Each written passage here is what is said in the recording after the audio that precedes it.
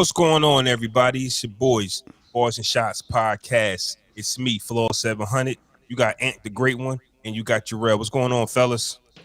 What up? Assalamu alaikum. Happy Sunday. We survived our biggest storm in a minute. Yeah, I'm feeling the effects of that right now. You was out there shoveling? Oh yeah, I had to shovel out 2 cars yesterday, bro. Did you shovel out your baby mom car or? Yes. I didn't get that call. I didn't get that call. Listen. But I would not have. You wouldn't? No, I wasn't shoveling shit. I wasn't shoveling shit. My daughter's 21 not years because it's not my responsibility. That's something we could talk about off the pod. We already did. We talked about it on the pod. No, but there's something. It's we'll talk about that off the pod. I shoveled out my drive. I shoveled out my walkway. There's times to do it and times not to do it. Mm-hmm. To be generous. This ain't one of them times. That's what This ain't one of them times. Mm-hmm. Or put like this. Hey, fellas. No. You know what? Let me give you the game for the fellas. I'm not saying this is my situation, but I'm saying if there's another car in the driveway and the nigga wears size 12, 13. We talked about that, bro. It's not your responsibility. No. I'm saying if there's somebody there. Oh, like, yeah, physically there. Like, there, bro. Like, you was a simp. That's nigga, a little different. I swear to God, Flo, Okay. I would look at you differently if you'd have told me. You'd have called niggas like, yeah, I'm just leaving my baby mom crib. Her boyfriend was there and shit. I had to, that's all I'm saying. I probably wouldn't even did this pod with you no more, bro. Hold on, though. That's all I'm saying. You don't know the nasty. See, you're skipping the nastiest part of that whole situation. It's the fact that he was over there and she asked you anyway. That's what I'm saying, man. Yo, that's crazy. Yo, how disrespected did you feel, though? That's the point we need to hammer on. The hell is what is that? But that's what I'm saying. It didn't happen. But y'all asked me, did I shovel? I'm saying no. Right. You get what I'm saying? Okay. It's you know what I'm saying? Because like I dropped my kids off, and I mean I know what the cars look like. So hey, have fun with that. I'm saying, fellas, have fun with that. Have fun with that. I wish my baby mom. But fellas, if you listening to this, man, with a nigga car in his driveway, bitch. Oh, bitch. It's a police call, bitch. Man. That shit is wild, bro. Like the thought of it will set you off. Like, the thought of it got this nigga hot, though. That's wild, though, bro. Think about that. The audacity, bro. You really asked me this shit. This nigga car is in you front got of your me car. crying so early, man. We just started, man. It's the thought of this shit, man. Like you really, bro.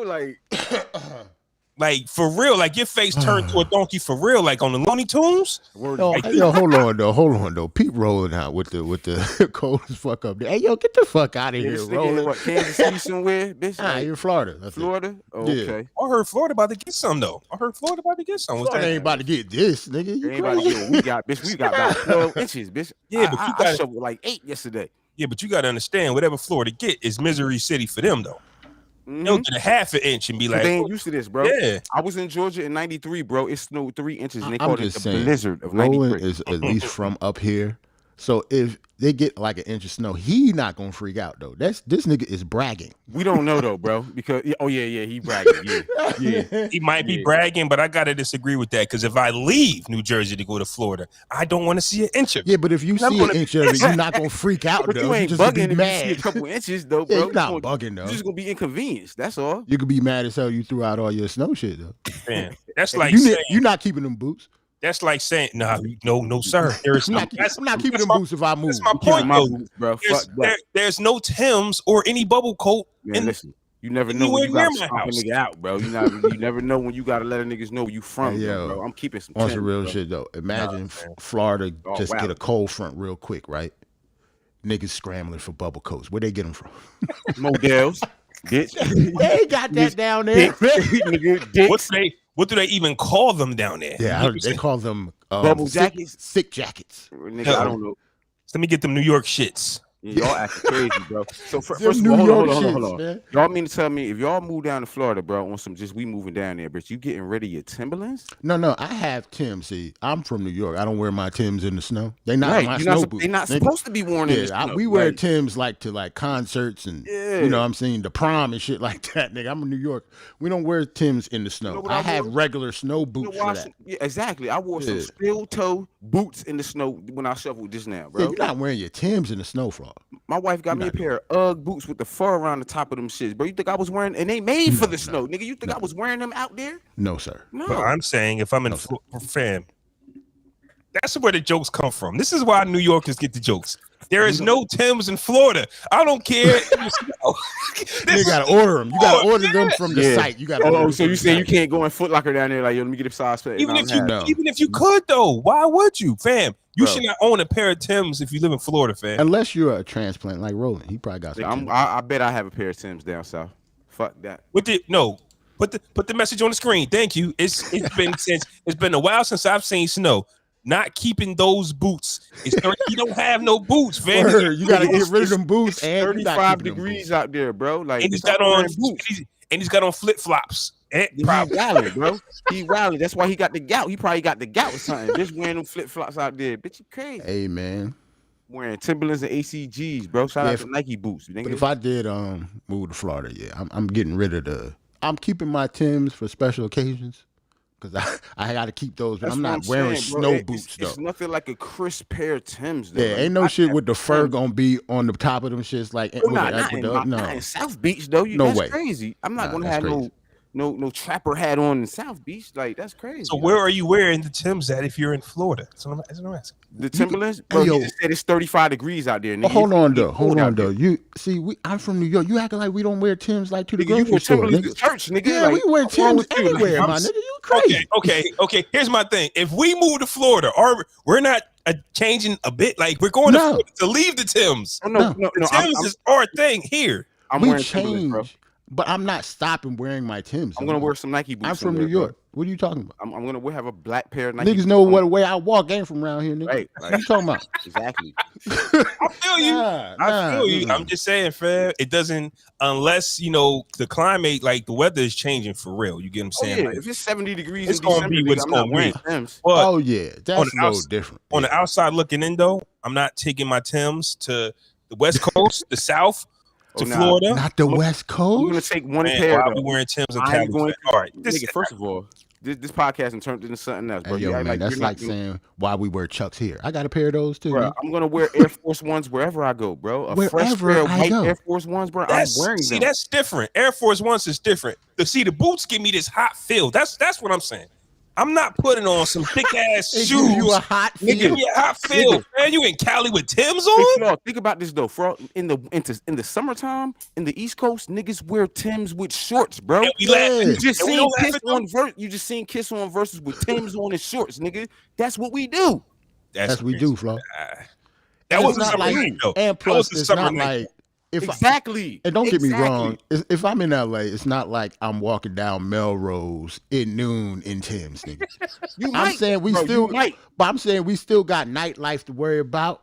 Know what I'm saying? Bro. I'm in the bar, I'm in the club with my Timbs on. I will never let Timbs go, bro. Ever. And I will never let Nike boots go. Fresh black Nike boots. ACGs? Never. Yeah, domes. No, I'm never letting them go. Never. Bro. We'll never let that. That's ingrained in our DNA. Shout out to Third Rock, you know what I'm saying? Harlem, New York, East Harlem. Shout out to Third Rock. They put me on the ACGs. I thought them shits looked crazy at first till I got up there. ACGs, the shit. They comfortable. And they keep your feet warmer than Nike Timberlands. Like, it's even ingrained in me how we tie our Timbs up, nigga. Right. Niggas not tying them shits up. Who is tying Timbs all the way up to the top? Man, I don't care if I'm put the bow at the top and everything. I don't care if I'm doing construction, nigga. I'm not tying them shits up. Like, I'm just saying, if we're okay with the jokes of how they treat us and we can fight whenever you want to fight, bro. Yeah, I can fight still though. You can stop all these jokes right now. Hold on though. Unless it get too greasy and there's way more niggas than me, so I'm like, no, I take those jokes. Nah, you're right. But guess what? I take those jokes and move the fuck on. By themselves, though, bro. I'm a nigga. You was just anyway. This is another pod. Go ahead, man. Go ahead. So Napoleon. Usually, you have a week. Nothing. Sorry. About to get busy for no reason. Nah, because y'all know how I get triggered, bro. You know, you can't just talk about fuck that. Nah, bro. Like, you know what I mean? Usually, for the last few weeks, it's not been much to talk about ever since Christmas. We've been freestyling the pod. It's always something to talk about. Definitely, that's for sure. Yeah. But this pod, man, we got a lot on the docket, and I'm asking y'all, where y'all want to start at, man? Do y'all want to start? I don't even know what's on the docket. Okay, well, we got versus is a thing. Oh, I mean, the conversation is back. Versus still exists. Hey, yo, I saw I don't know. I saw one that's an R&B one that's supposed to be happening, but I don't know if it's real or not. Bro, on the 20th, they said they was going to have like a best of Triller versus shit. I never seen it. Then they pushed it back to the 25th. I didn't even see if it came out on the 25th because I didn't go on Triller and fight, whatever. I saw the 28th.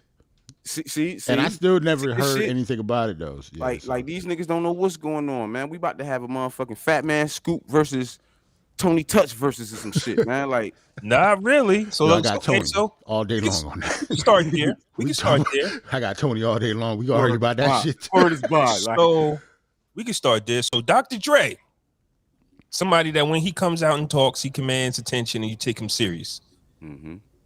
Put his mans out there. Let's keep it a buck. El was probably minding his business, chilling, like he always do. Yeah. And Dre says, "Who won it with my mans in them? If you're M, you have to take that." Yeah. I mean, the competitor that M is, he would have took it anyway. That's what I'm saying. From his pedigree, his background, he was. But we don't hear nothing from him though. You get what I'm saying? Yes, the battle. Eminem is a battler. Like he wants to get on that stage. Nigga old now, bro. You ain't going to hear from him. He old. Yeah, in hip hop, right? He's older. But a lot of people have been calling M out though. Like I want to battle M. He's still kind of responding. To battle the drug addict, bro. It's cool to battle niggas when you know they flawed and on drugs and shit. No pun intended, flawed. But he ain't on drugs no more. But we don't fucking know that, man. He got a history of drugs, bro. He could have relapsed, bro. Where do we go? What are we talking about? How we get there? What I'm saying is this, bro. This is what I'm saying, bro. Okay. Okay. It's Eminem, bro. He's the white rapper of hip hop, bro. He's one of the unicorns of hip hop. He's a white rapper, bro. He's got a history of drugs. You know what I'm saying? So we don't know. Relapse is a real fucking thing in the drug community, bro. So niggas could be taking shots at him because he on drugs or they think he done relapse or something. We don't know. Like, I don't really. I mean, well, taking shots at him meaning who would you want to battle? Because I remember before DMX battled Snoop, it was DMX versus M, I think. Something like that. I heard. It was Snoop and DMX. Yeah, but before that, I think it was DMX wanted to battle M or J. I think so. It was M. They had a problem. Remember, he said he wasn't in his top 5 or some shit like that. Mm. And they had the verses talk around that and shit too. I remember. I mean, yeah. So, but what I'm saying to you is, if Dr. Dre never came out and said who wanted to battle my mans in them, this wouldn't have got that much traction, or nobody would have. We'd still be wondering what's next for verses. I'm surprised. I know why he said it though. Why? Because the Super Bowl is coming up soon. You got to promote something, it's a rollout. That Dre. It's a rollout that soon because the Super Bowl is in a few weeks. Like this ain't gonna happen no time soon. But the momentum coming after that, like new music is going to be dropping after that. Man. Like I already told you, this is a huge ass rollout. Since that he wanted that divorce to happen before all of this shit happened. Mm-hmm. It's timing. It's all about that. It's crazy. As soon as that divorce happened, we got new music. Like brand new music. He planned that Super Bowl shit. Like he planned for that to happen. So if this is a Dr. Dre rollout, that means somebody has to be a victim because what they're not going to do is lose in the middle of this rollout. Okay. 2 artists have stepped up. Well, not even stepped up. One artist has stepped up. One artist was called out to do it. Swiss tagged Busta, but T.I. personally raised his hand. I don't like either matchup. Mm-hmm. Shout out to Tip. Especially Busta. I don't like that Busta Eminem matchup at all. I think that's disgusting. That's a terrible show. I don't want to hear it. It's not terrible. It's not a terrible show, bro, because it's hip hop at the end of the day. So we're gonna get some dope ass content out of it, but the matchup is crazy. I don't like the matchup. The versus part of it is just dope. I mean, the music gonna be fire. Yeah. You know what I'm saying? Just the versus aspect of it. So if that's the case, I would rather see Eminem and Tip. I don't Tip because he just want to still be relevant, bro. He got these dreads now. They kind of medium sized. He doing stand up. He doing stand up. He doing anything in the world to keep his name alive, bro. He doing stand up, nigga. Like ever since that court shit happened with that girl, he been trying to get in everything, podcasting. He did. The podcasting was before that, though. Remember? Yeah, I know, but the way he doing it now, like he kind of stepped his game up a lot. I think, and that after that, I think that's where the stand-up stuff came from. That him being comfortable on the microphone, just talking. And I watched some of it. It's just him talking, bro. And he ain't funny. No, I'm not trying to play him. He's not funny, bro. If it's his first attempt at it, so I don't expect him to be funny. He need to keep working on the craft though, because that's a craft. He got something. He got something. You know what I'm saying? Keep an eye on that, because like I say, I like to give flowers to people who find their second win. Now that T.I.'s rap career is damn near over, because we're not getting the #1 hit and triple platinum albums no more. But we could though, bro. That's the thing. He's talented enough. He is talented enough to where he could, bro. If he applied himself, listen, bro. This nigga was going to prison for years before Paper Trail came out, bro. He was going to jail for years, and he gave us Paper Trail, bro. So I know, but that's T.I. is a product of the company putting everything behind you. They got so many Epic or whoever he was with got so many new young Atlantic especially Atlantic. They got so many young guns. They got T.I. is not the focal point. I'm not talking about the labels though. I'm talking about just him as a talent though, bro. You don't think Tip is talented enough? And that's what we disagree at, because you could hit out, but the talent mixed with the machine. The machine, without the machine, none of these guys would go. None of them. No, that's a fact. That's false, bro. Because bro, how many records we seen take off on the underground level and then the mainstream sign them because of that, bro? Yeah, you can, not in Tip's era. For example, Young Jock, bro, and it's going down, bro. That was a hit in the streets before Diddy got it, bro. Now, how many? You know what I'm saying? What did he do after that? It was a hit. It made him platinum. After his Going Down album, he's driving Ubers now. Okay, this is Young Jock though. This nigga had a perm, bro. Like we gonna take him. Okay, but that's the example that you gave me though. That's the example. I'm giving you the example of the music though, not him as an artist. I'm giving you the example of the music. Here's what I'm saying, right? I've always looked at the machine mixed with the artist. The artist, everybody, that's like basketball or football, whatever. I'm nice if you give me a shot. Just because I'm on the bench and I don't get no minutes, don't mean I'm not nice. I got drafted. In the music industry, a lot of these guys and women can rap their ass off, but without the machine, it'll never work to me. So hold on though, I'm a little confused as to why he need the machine. You mean like to make a type of hit like a Drake #1 hit that is like the whole world is? He's capable of doing that. He's capable of doing that. He's done it before, bro. I'm saying, but even whether he's capable of it or not, I don't see why that would be or should be the goal, even if he did put out music. That's not the goal. It shouldn't be his goal at all. That's what I'm saying. Hold on. So you basically saying Tip goal shouldn't be able to, in music to put out a #1 record? No, not anymore. No, if it happens, it happens. If it happens, it happens. I just don't think he's too big to worry about that. He's already done that. Right. That's what I'm saying, really. Like he's done that. A lot of our artists multiple times. So a lot of our artists are coming out on their own labels now. They get to make the music they want to make, and they probably get more money for doing less because it's their label. Like T.I. doesn't need to go #1. Like to go #1 to have a triple platinum album. It's just not the way it works. If he do it on his own, that'd be the best thing ever. Nas is the perfect example of that. Now you can still put out dope bodies of work. None of that stuff on any of them King's diseases were #1 nothing. No, they weren't #1 records. No, they weren't. To your point, Tip could probably put out the best music he's ever put out, but it ain't going to go nowhere. It's just going to go to where it's going to go. It's going to stream. He's not that type of artist anymore. No. That's all I said. Because he older, bro. It's the trap wave done took off, bro. If you're not putting out a trap single, bro, you're not going to take off at all, bro. This is a young, and the kids control the narrative. T.I. was the man. We talking about movies, everything. Tip was the man. Now he looks like shit. Them dreads. He would need he's fucked up. Not to put it, you gotta put it in perspective because of who he is. He's a legend down there, but he would need like a Lil Baby feature still. Yep, Drake. That's what I'm saying. He would need him. He can't just get on being make a from song. Atlanta. He would need somebody like get it before because he's done Thugger or he would need somebody else. Do what you know again. I think that not by himself.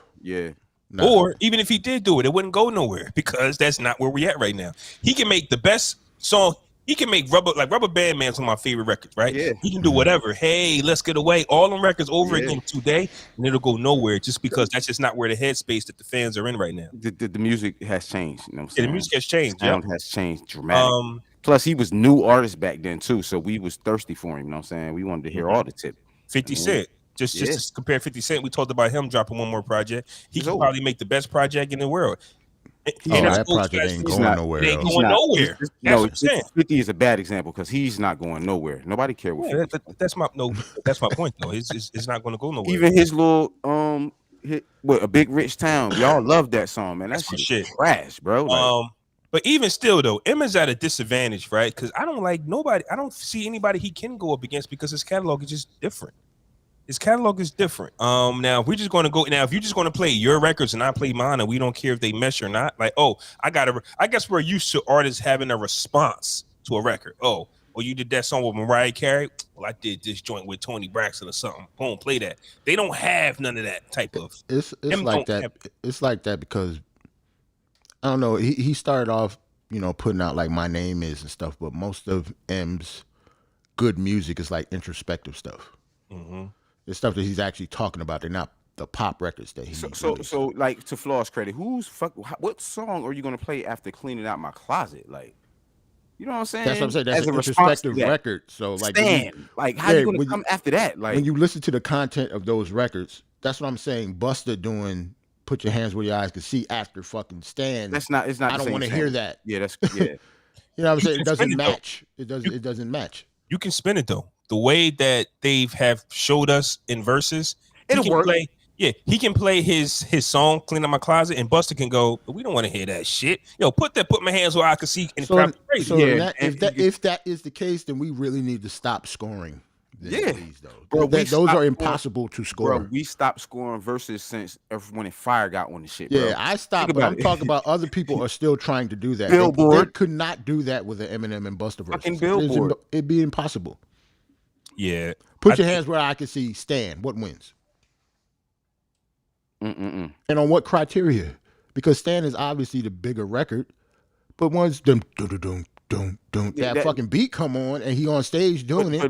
But Put Your Hands hit harder than Stand. Yeah, that's what I'm saying. I was going to say way more motherfuckers. I was there when Put Your Hands Where My Eyes Can See debut, and that stopped shit. We was in 7th grade, bro. Like, it did stop shit. I think I was a senior then, bro, because it was different. It was Busta, not rah rah rah. The beat was fire, bro. That. He was flowing. But I was still outside with Stan too. It is not Stan. It's not Stan though, bro. But it's not Stan. It's two different type of records. Bro, you can play Put Your Hands anytime though, but you can't play Stan anytime, bro. You got to be in the right headspace to let Stan play, bro. That shit can come on like whatever song you playing, if that radio channel is playing after that, bro, you might skip Stan, bro. You might not listen to that. This right here lets me know. This here lets me know that I think Swiss is running out of options because usually I told y'all. You did. I fucking told y'all. Because usually Swiss will put a stop to some shit that don't make sense early.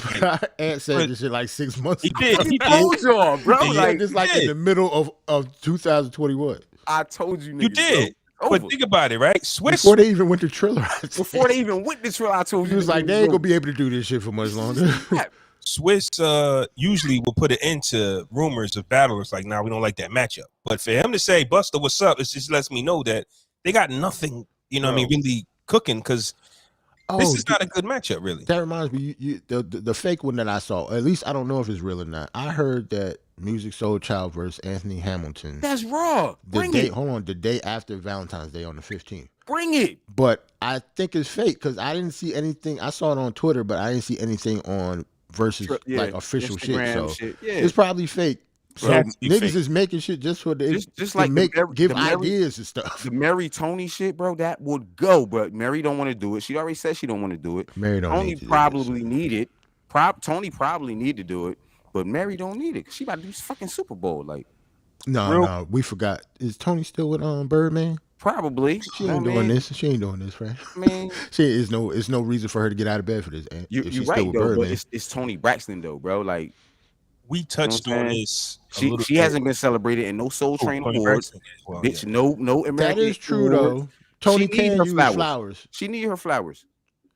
But you're not gonna get your flowers off of me. Like, I'm Mary J. Hold on, Joe. Like, we have to give credit for Tony starting the Braxtons too. Yeah, the TV show. The TV show and the group. The TV show, and all that. Like, that was huge, too.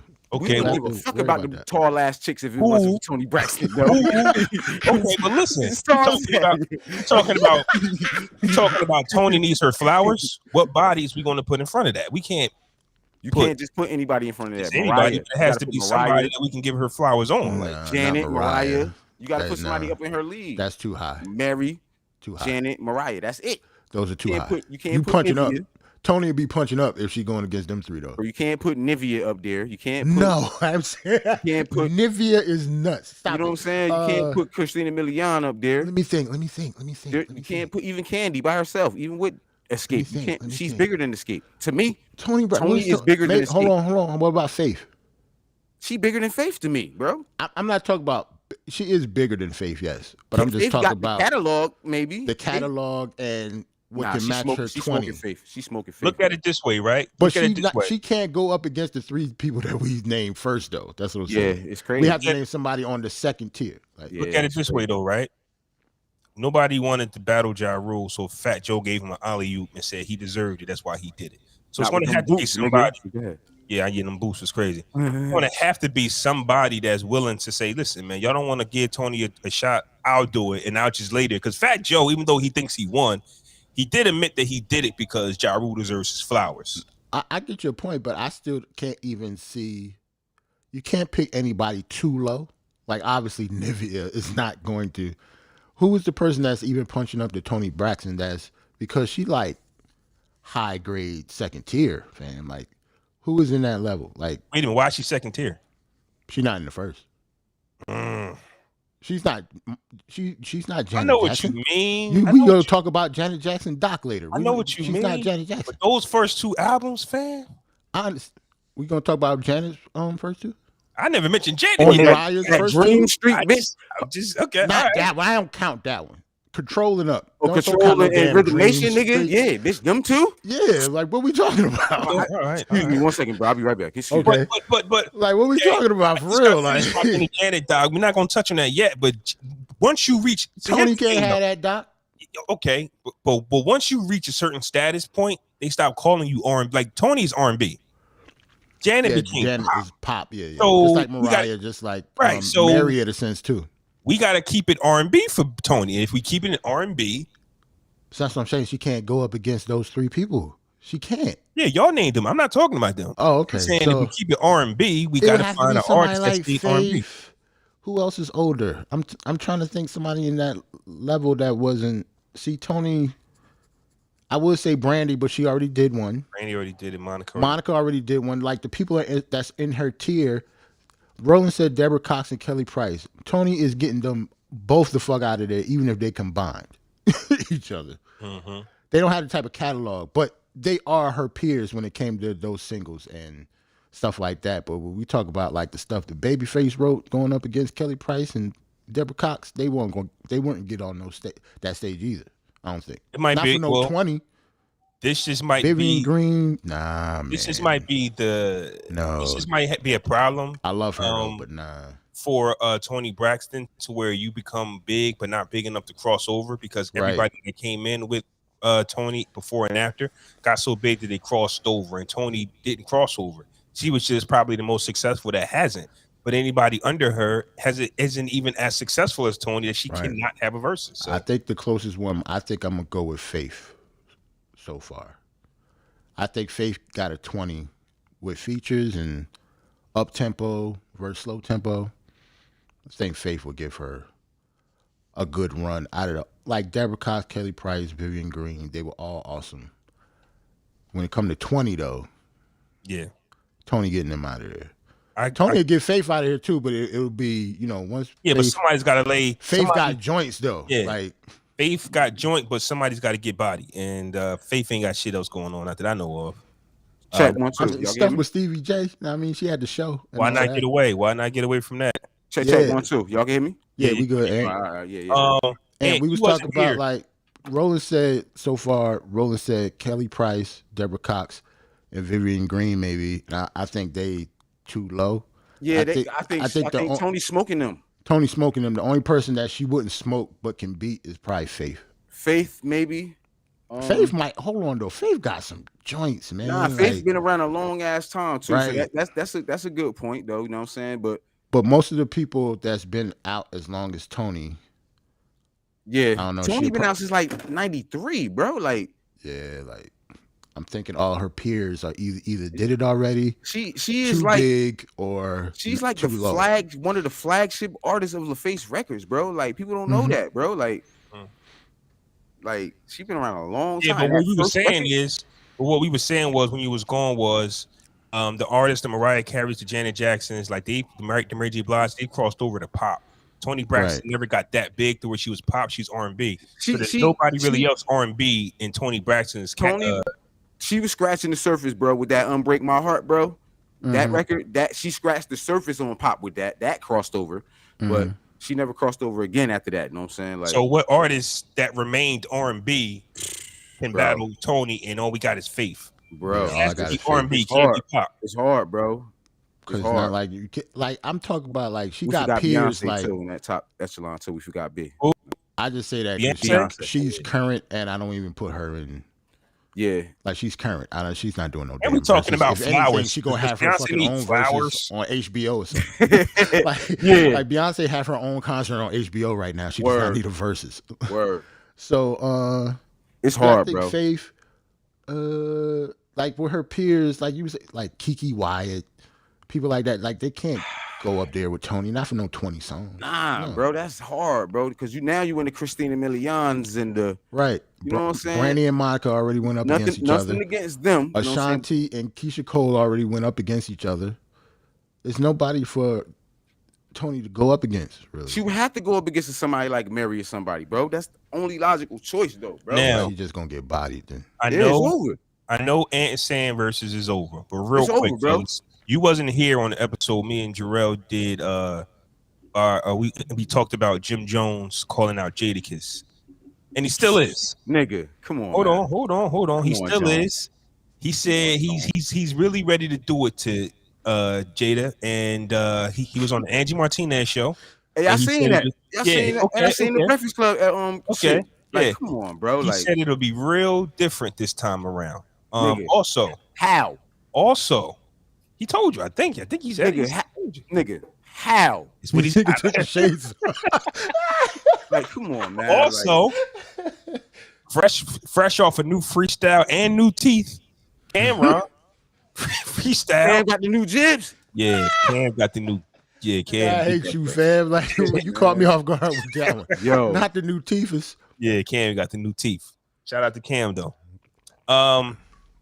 Cam made a freestyle. First off, this versus battle is touching Cam Pauls and Jim the wrong way, because I had never seen nothing like this when it comes down to this competitive nature in hip hop. Like if you win, you win. You lose, you lose. Those my man. Those my man. Too late, bro. Like get the fuck out of here. This shit is too little, too late, bro. Like I kind of think that they tried to, even though they lost, forget who won or lost or whatever. Remember how every artist kind of used, or at least tried to use, versus as a rollout or something. Yeah, I think that's what this is. Like we ain't heard from Cam before that versus in forever.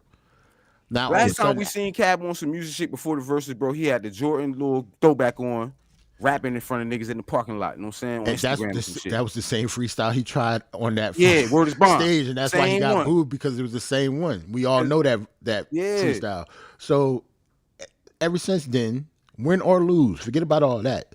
Cam has been in mad videos on social media now with Brandy on that show that they do on ABC. Mm-hmm. He's been other places online. Just got his teeth fixed, like you said, and doing a freestyle with Funk Flesh. So Cam is out here now, like he's trying to get back. You know, he's trying to start something. Why you gonna boo Cam? Nah, bro, because it's too little, too late, bro. Like, you know what I'm saying? Like, why? Like, we always tell 3 days after. Don't wait, bitch, until damn near 6 months after you got killed on versus to come out with a freestyle. Now, bro, we should have got that freestyle 2 weeks after, or a week after versus, bro. I mean, I guess after he got booed in Harlem, nigga, he got booed at the Garden. That stings, and he the king of Harlem, so he went and got in the lab. That's all. That stings, the funny thing is though, right?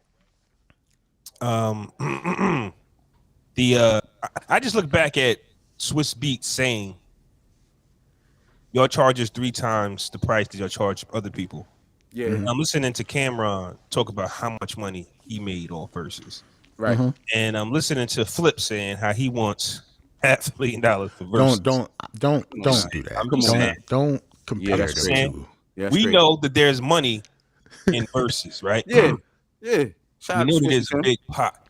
So if I'm JimJones, right? Of course I want another spin at this. Of course. Yeah. Jadakiss, on the other hand, has not. He just need to leave him alone. That's all. So the bag wasn't there Jay the first time around. The bag came after his verses. Feel me? According to Styles, Camron make sure their paper was right. No, I'm talking about I'm talking about the Locks versus Dipset. That's when the bag came. Bag got right.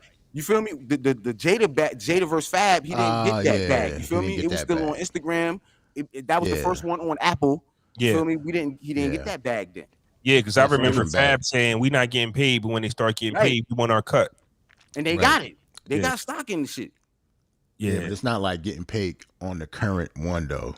This nigga really called out Kiss though, bro. Come on, man. Like, and he dead ass serious too. And he dead ass serious. He's doing, bro. That's because you got dick niggas like dick eating niggas like Charlemagne telling, oh, you been the best nigga in New York for a decade now, and did it like, man, fuck JimJones.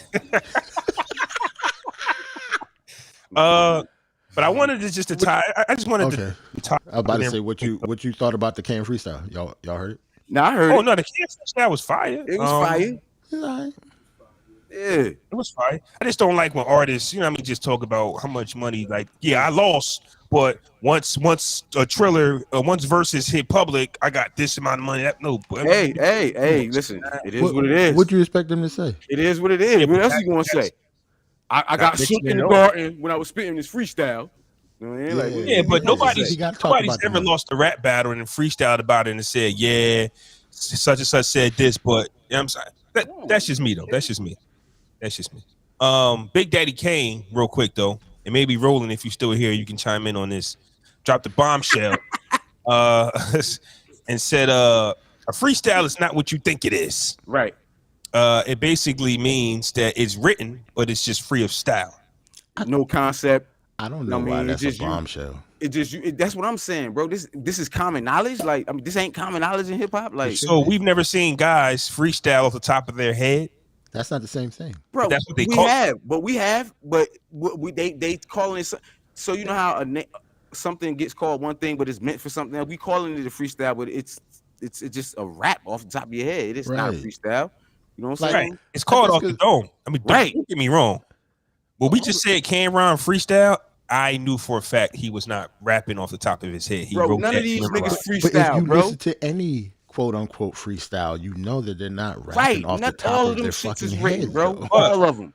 I get that, but what I'm saying to you is whether you go to a Funk Flex session and freestyle for 3 minutes, or if you just are rapping off the dome, I'm telling you, the people will call it the same thing. He's freestyling. That's what I'm saying. Yeah, it's the same thing. But it's not though. It shouldn't be called a freestyle. That's all I'm saying. It's not common knowledge. They should say that he's going off top of the dome. He's going off the top of the head. How many times? Not necessarily a freestyle. That's not a freestyle. What's up? Combine all of our ages together. We can count on our fingers how many times somebody said he's going off the dome. I'm saying everybody calls it a freestyle. That's what I'm saying. Bro. They shouldn't. And they shouldn't. That's all I'm saying. So if Big Daddy Kane is not here to teach the truth to the young black youth, you'll have people thinking the freestyle is something y'all dumb. I don't know what to say. I don't know what to say that. If you listen to any Funk Flex, I don't know what to say that if you listen to that. That's nuts. Classic Funk Flex freestyle from back in the day, from late 90s, early 2000s, bro.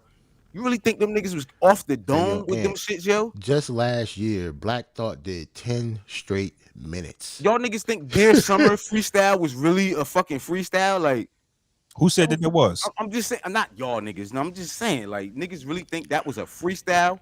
But that was off the top of his head. That's the rollout that JayZ's been allowing to happen. They say JayZ was not right raps down. JayZ that's the rollout. That don't mean that was off the top of the dome. This should be common knowledge too. I'm tired of this shit too. We need to nip something else in the bud. When people say people like JayZ and Biggie did not write, that does not mean they just went in the fucking booth and freestyled their fucking verse. Right. That does not mean that. They just mean that they bro. did not physically write it down and they did their verses in their head. They got good memories. They do. Yeah, they have good memories. They can do that. That is a strong talent. But it's not like Biggie Smalls went in the fucking booth and did Juicy off the top of the dome. Bro. One take and just left. No, that does not happen that way. I'm so mad at that, right? Like when I used to rap, I used to come up with the craziest shit in my head and couldn't remember shit when it was time to write it down. Yep. I used to hate that. I just told you, bro. Yep. This the most firest bars, and then when it's time to write them down, like damn. I remember in school, all the rappers, all the people that used to try to do that, we always used to, just either have paper, a napkin, something. Of course. Yeah, you gotta write it down, or you're going to lose it. You're never going to remember it. That tells you how talented JayZ was. This nigga said he would write his shit down on brown paper bags out the store and memorize them shit on the train coming from the track together and shit, and just put it together when he get to the studio type shit. That's talent, bro. Yeah, like, do you know how talented you got to be to remember 316s? Like, yo, I'm ready to go. This nigga did a B-sides concert, bro. Like for real, like a whole B-sides concert, my nigga. Like, how crazy is that, bro? To remember all the B-sides. Well, I gotta disagree with Roland and Jarrell. If we don't give back to the youth and teach them what's what, we just can't call it. Doesn't make sense, Flaw. But we can't. Okay, it does not make sense for you to think. If these niggas is off the top of the dome on a 10-minute freestyle, but you can always tell. Do they all have mutant powers or some shit that we don't know about? But if you listen to niggas rap, bro, you can tell something by listening to it if it's off the dome or if this nigga wrote this or not, bro. If you're a real nigga that follow rap and hip hop and shit, you can listen and hear this shit, bro. And look, you could just tell by the quality of shit. You ever seen like Common go on like some type of late night talk show and you got motherfuckers from the crowd telling him names, topics and shit like them shit's always trash. You don't know why they trash because they're off the top of the dome. Perfect example is that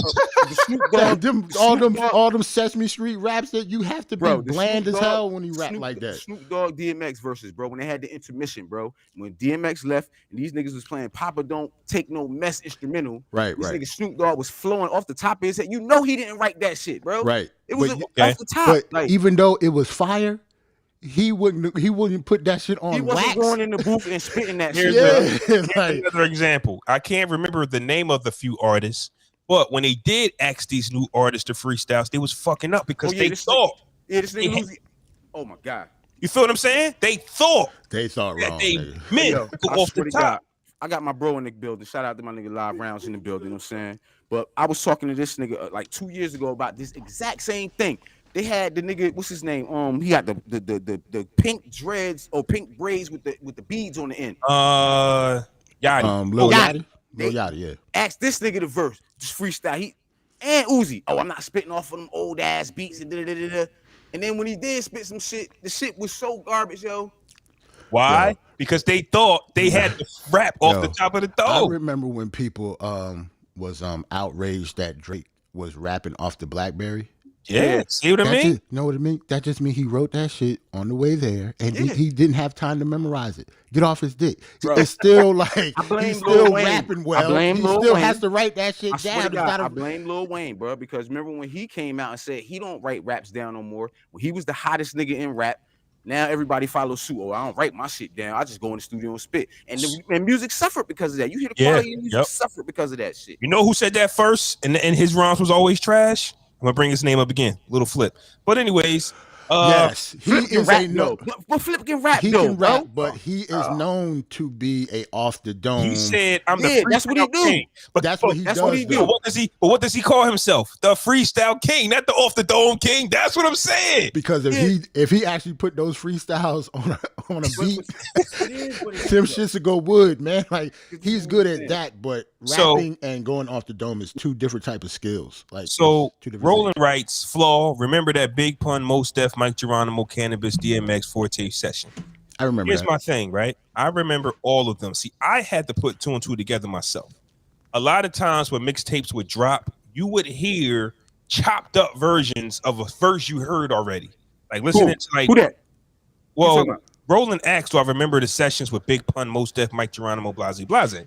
Mm-hmm. Yeah, I'm saying that I had to figure out a freestyle on my own when I would listen to a mixtape, and you might remember this too.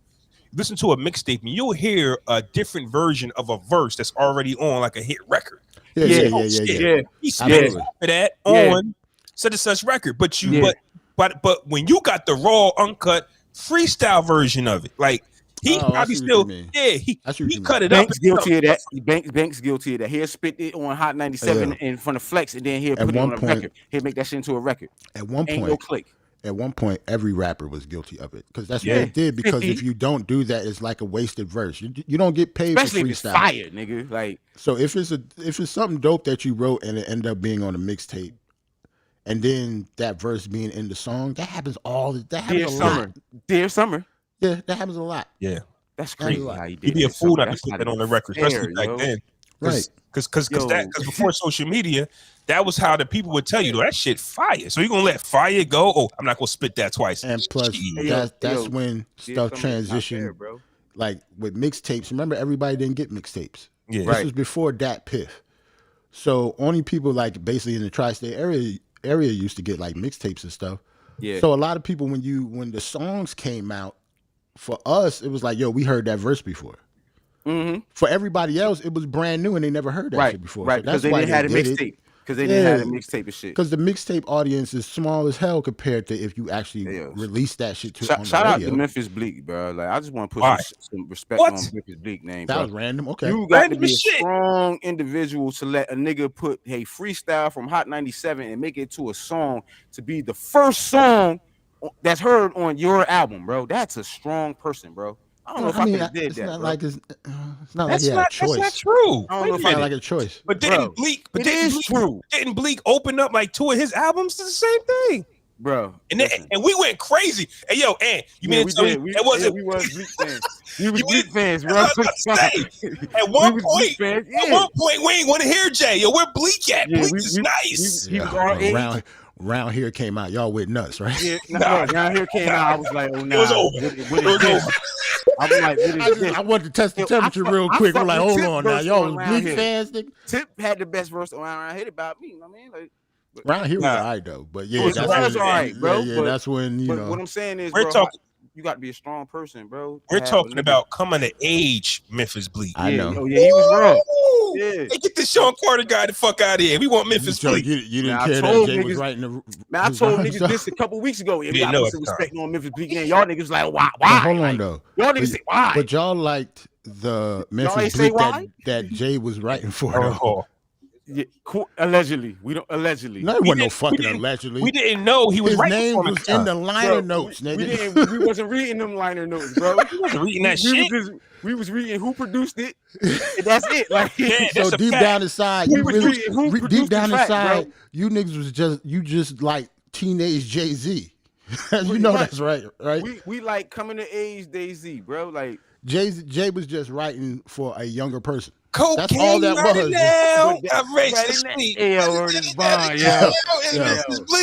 was. So when you call JayZ the greatest, you gotta think of that too, since you were big fans. Bleak was that nigga though. I don't care what no nigga say, bro. If you went to high school in 1997 and you started high school, Bleak was that nigga, bro. And we all had to come in age tape. Shit just changed when the food niggas came. Like the whole energy changed. Yeah. Like Memphis Bleak, who? Well, I mean that was because of once Hard Not Life dropped, nigga, it was over. And then Siegel dropped, it was over. Once Siegel came, nobody cared about Memphis Bleak anymore. They had to rap together in order for Bleak to stay relevant. Yeah, 2 things happened, right? JayZ got a real artist. Like, oh, I ain't got to write for this guy. Right. And number 2, when you JayZ, I don't now we doing volume 2. I don't got time to write for you. Like, and then the Dynasty. Yeah. Bleak only got one standout song from the Dynasty. And this nigga had his own solo record, bro. But his standout shit is that y'all dudes come with it. Don't get it. It was dope. Loaded with slugs that arrest, then you fit. Like, how I know that? Like, I don't. Yeah, I didn't know what you was rapping. Y'all know what I'm Jigga Man, huh? Siegel, huh? Okay. You know that verse, bro. When you hear it, you know Bleak whole verse. Yeah. You feel me? So we got to be the only pod that big up Memphis Bleak like this. You're welcome. Bleak, You're welcome. But Bleak don't give a fuck. This nigga is no, he doesn't at all. This nigga is rich. I don't know. Bleak might do the pod though. Somebody getting hold on, Flo. We might have to get in contact with his people. He ain't doing shit. Doing the pod, bro. We'll might get J Hood before we get Bleak, nigga. Don't. And J Hood heard what I said, so he ain't gonna do it. Like, I said niggas 2 Chainz. Why we gotta be regulated? He might hold on. Hey, he might miss out on a lot of interviews because of it. Though. I know. A nigga said that 2 Chainz was the J Hood of the South. Do you agree, bro? Who said that? Fuck no. Okay, he don't agree. You said that. You fucked up, Flaw. Who Flaw said that? Oh, all right. He not. But so who better? Who better, 2 Chainz? No, who better, J Hood or 2 Chainz? 2 Chainz. Oh, all right, yeah. So speaking of rappers, rapping J Hood. We could definitely keep the energy going. New music, and it's coming out, and it's a lot of our favorites, man. The energy is here. And before we get started, hold on, what you talking about? I was about to say we started on new music. I wanted to talk about the Chez Noir album, and I forgot that I wanted to talk about it because I don't think Ant heard it yet though. But you heard it, right? Yeah, I did. How you like it? I think it's pretty cool. I love her, yo. Yeah, she's from Buffalo too. Yeah, but she actually I played one of her songs not too long ago too. She had an album with Apollo Brown. But yeah, the Chez Noir album is pretty dope, man. And plus, she produced most of it. That's word. She don't rap. She don't just rap. Like it's 12 tracks. She produced like 7 or 8 of them. So if that Benny and J. Cole song, if one of y'all play that song for Song of the Week, I'll probably play one of hers. But if not, I'll probably play that. I'm playing a new Rick Ross song off that deluxe Richer Than I Ever Been album. Bitch. Oh, we back on that. Off that deluxe. Off that deluxe. I don't like that song. I like the one with him and Wiz. Yo, I'm not gonna front. I refuse to press play on that. Bro, the him and Wiz go though, bro. The him and Wiz. I looked at it in my little you Apple funny as hell, Flaw. You funny. You put it up there, right? You put it in the group, right? Oh yeah, just in case y'all wanted to hear. Just in case. Look, as soon as I saw it, I laughed, bro, because I knew he was gonna be mad, bro. I laughed. Yo, as soon as because I saw it on like when it came out, right? You know what I mean? I checked my little joint. I seen deluxe. I was like, man, I'm not pressing play on that. Man. This is why I was laughing because we said it would happen. You know, niggas said it was going to happen. You don't step on the dope and then never mind. Again. Yeah, like I don't want to hear this mid shit, man. Stop it. You step on the dope twice. Speaking on I'm the dope, good. Who does that? Speaking on the dope twice. Yeah, right. Hey yo, and then he didn't even Stringer Bell and them. They stepped on it twice.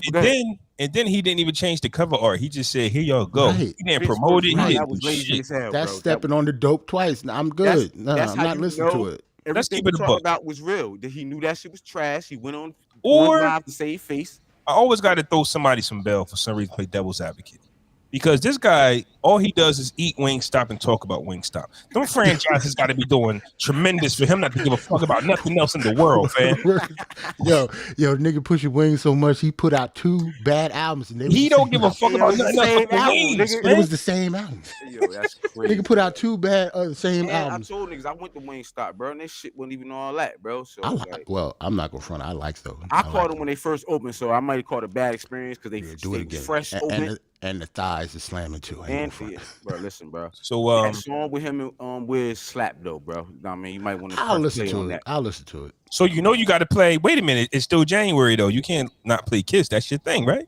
Oh, I'm playing. Yeah, it's still January. I'm playing Kiss. Still playing Kiss. Okay. It's the last one. Yeah. Okay. But so new music is about to come, man. And before we get started, I'm going to tell you, I'm gonna give all credit to Nas Escobar. For this resurgence of energy in music.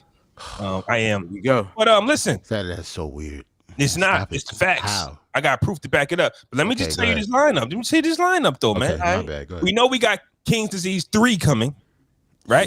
The fact that you listed that the fact that you're not shitting on him about this King's Disease 3 is mind-boggling to me. But go ahead. The fact that you put him number 1 on the list already tells that's most anticipated a year, right? I'm I'm kind of good off Nas right now, bro. He need to chill. Like what?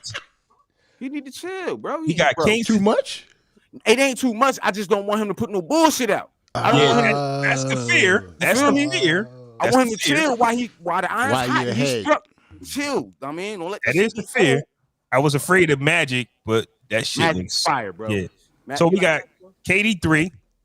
We got BennyTheButcher coming out with, I think, a mixtape, not necessarily his album. Tanner Talk 4. So it's a mixtape. This is not the Def Jam. It's not going to be a Def Jam because if you actually look at the single, it says Empire / Griselda. So okay. That's what it says. If y'all haven't listened to Tanner Talk 3, please do. It is a classic. Conway the Machine is dropping his Shady Records debut. So might be a different project from the other projects that he's put out. Do we get a Dr. Dre song from him or no? Well, Dr. Dre want to fuck with Conway? I'm not looking forward to that project, but go ahead. Okay. No, because it's Shady? Yes. Not because Conway, because it's Shady. Okay. Yeah, man, he's going to rap. He's going to rap. I never look forward to any project coming off Shady, not even Slaughterhouse.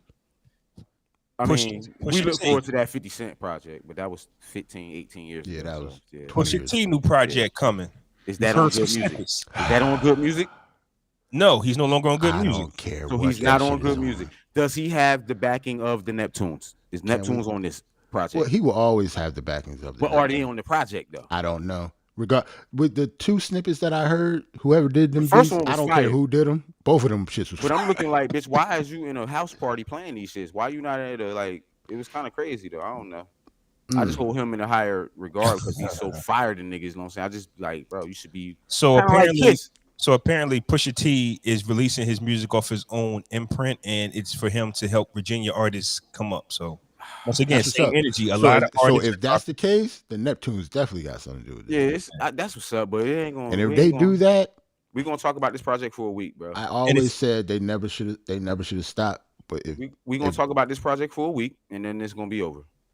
No, he had album of the year to a lot of people last time, and we talked Daytona joint, right? We talked about Daytona for a while. But he's independent, bro, and that means something to people.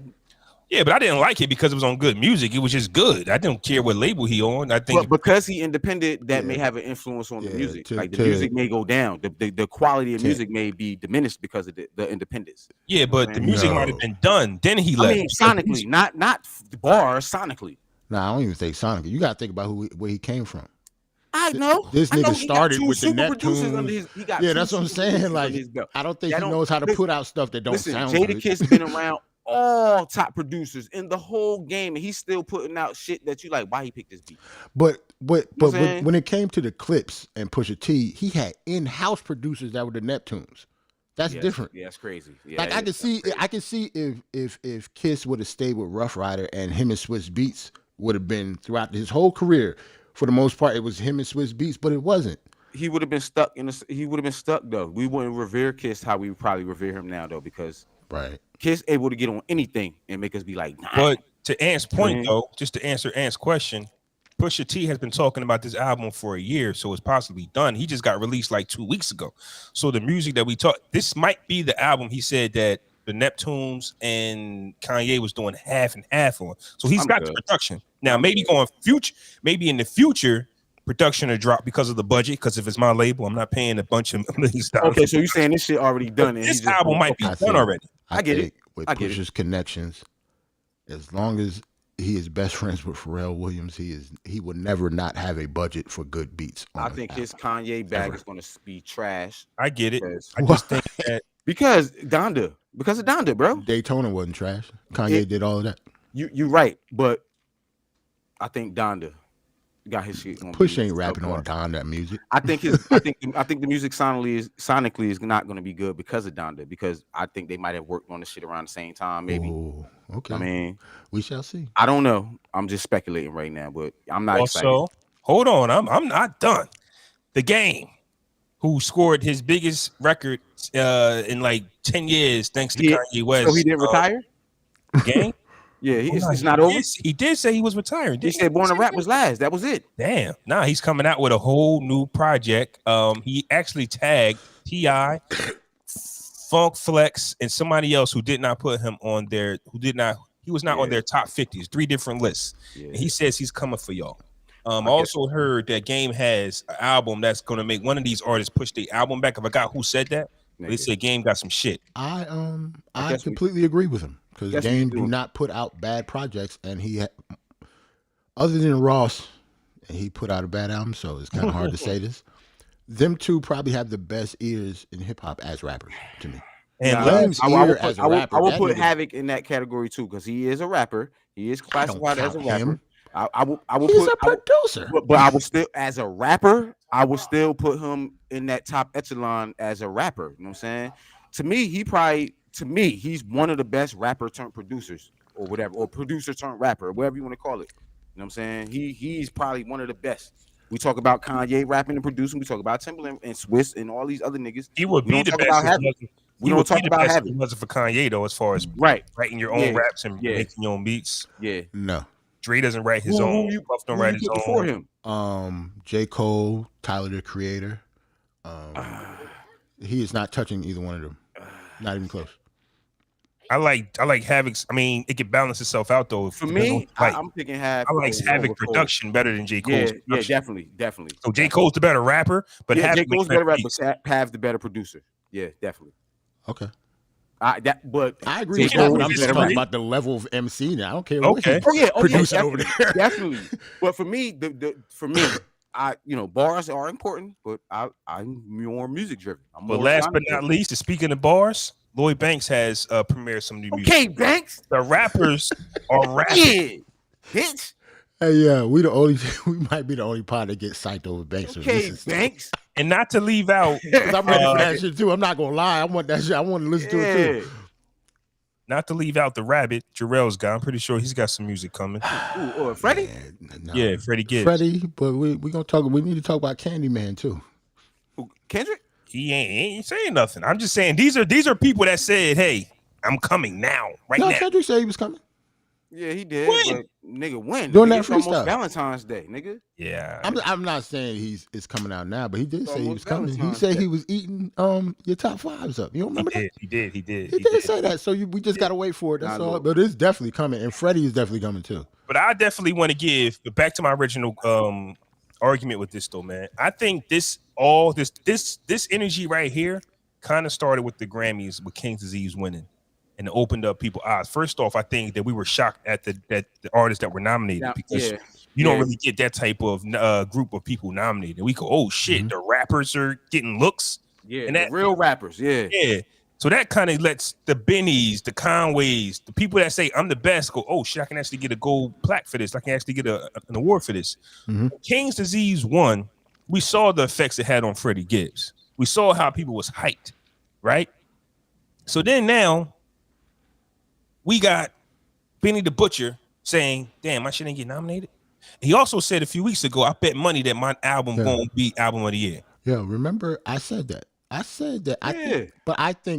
think he missed the cutoff or something.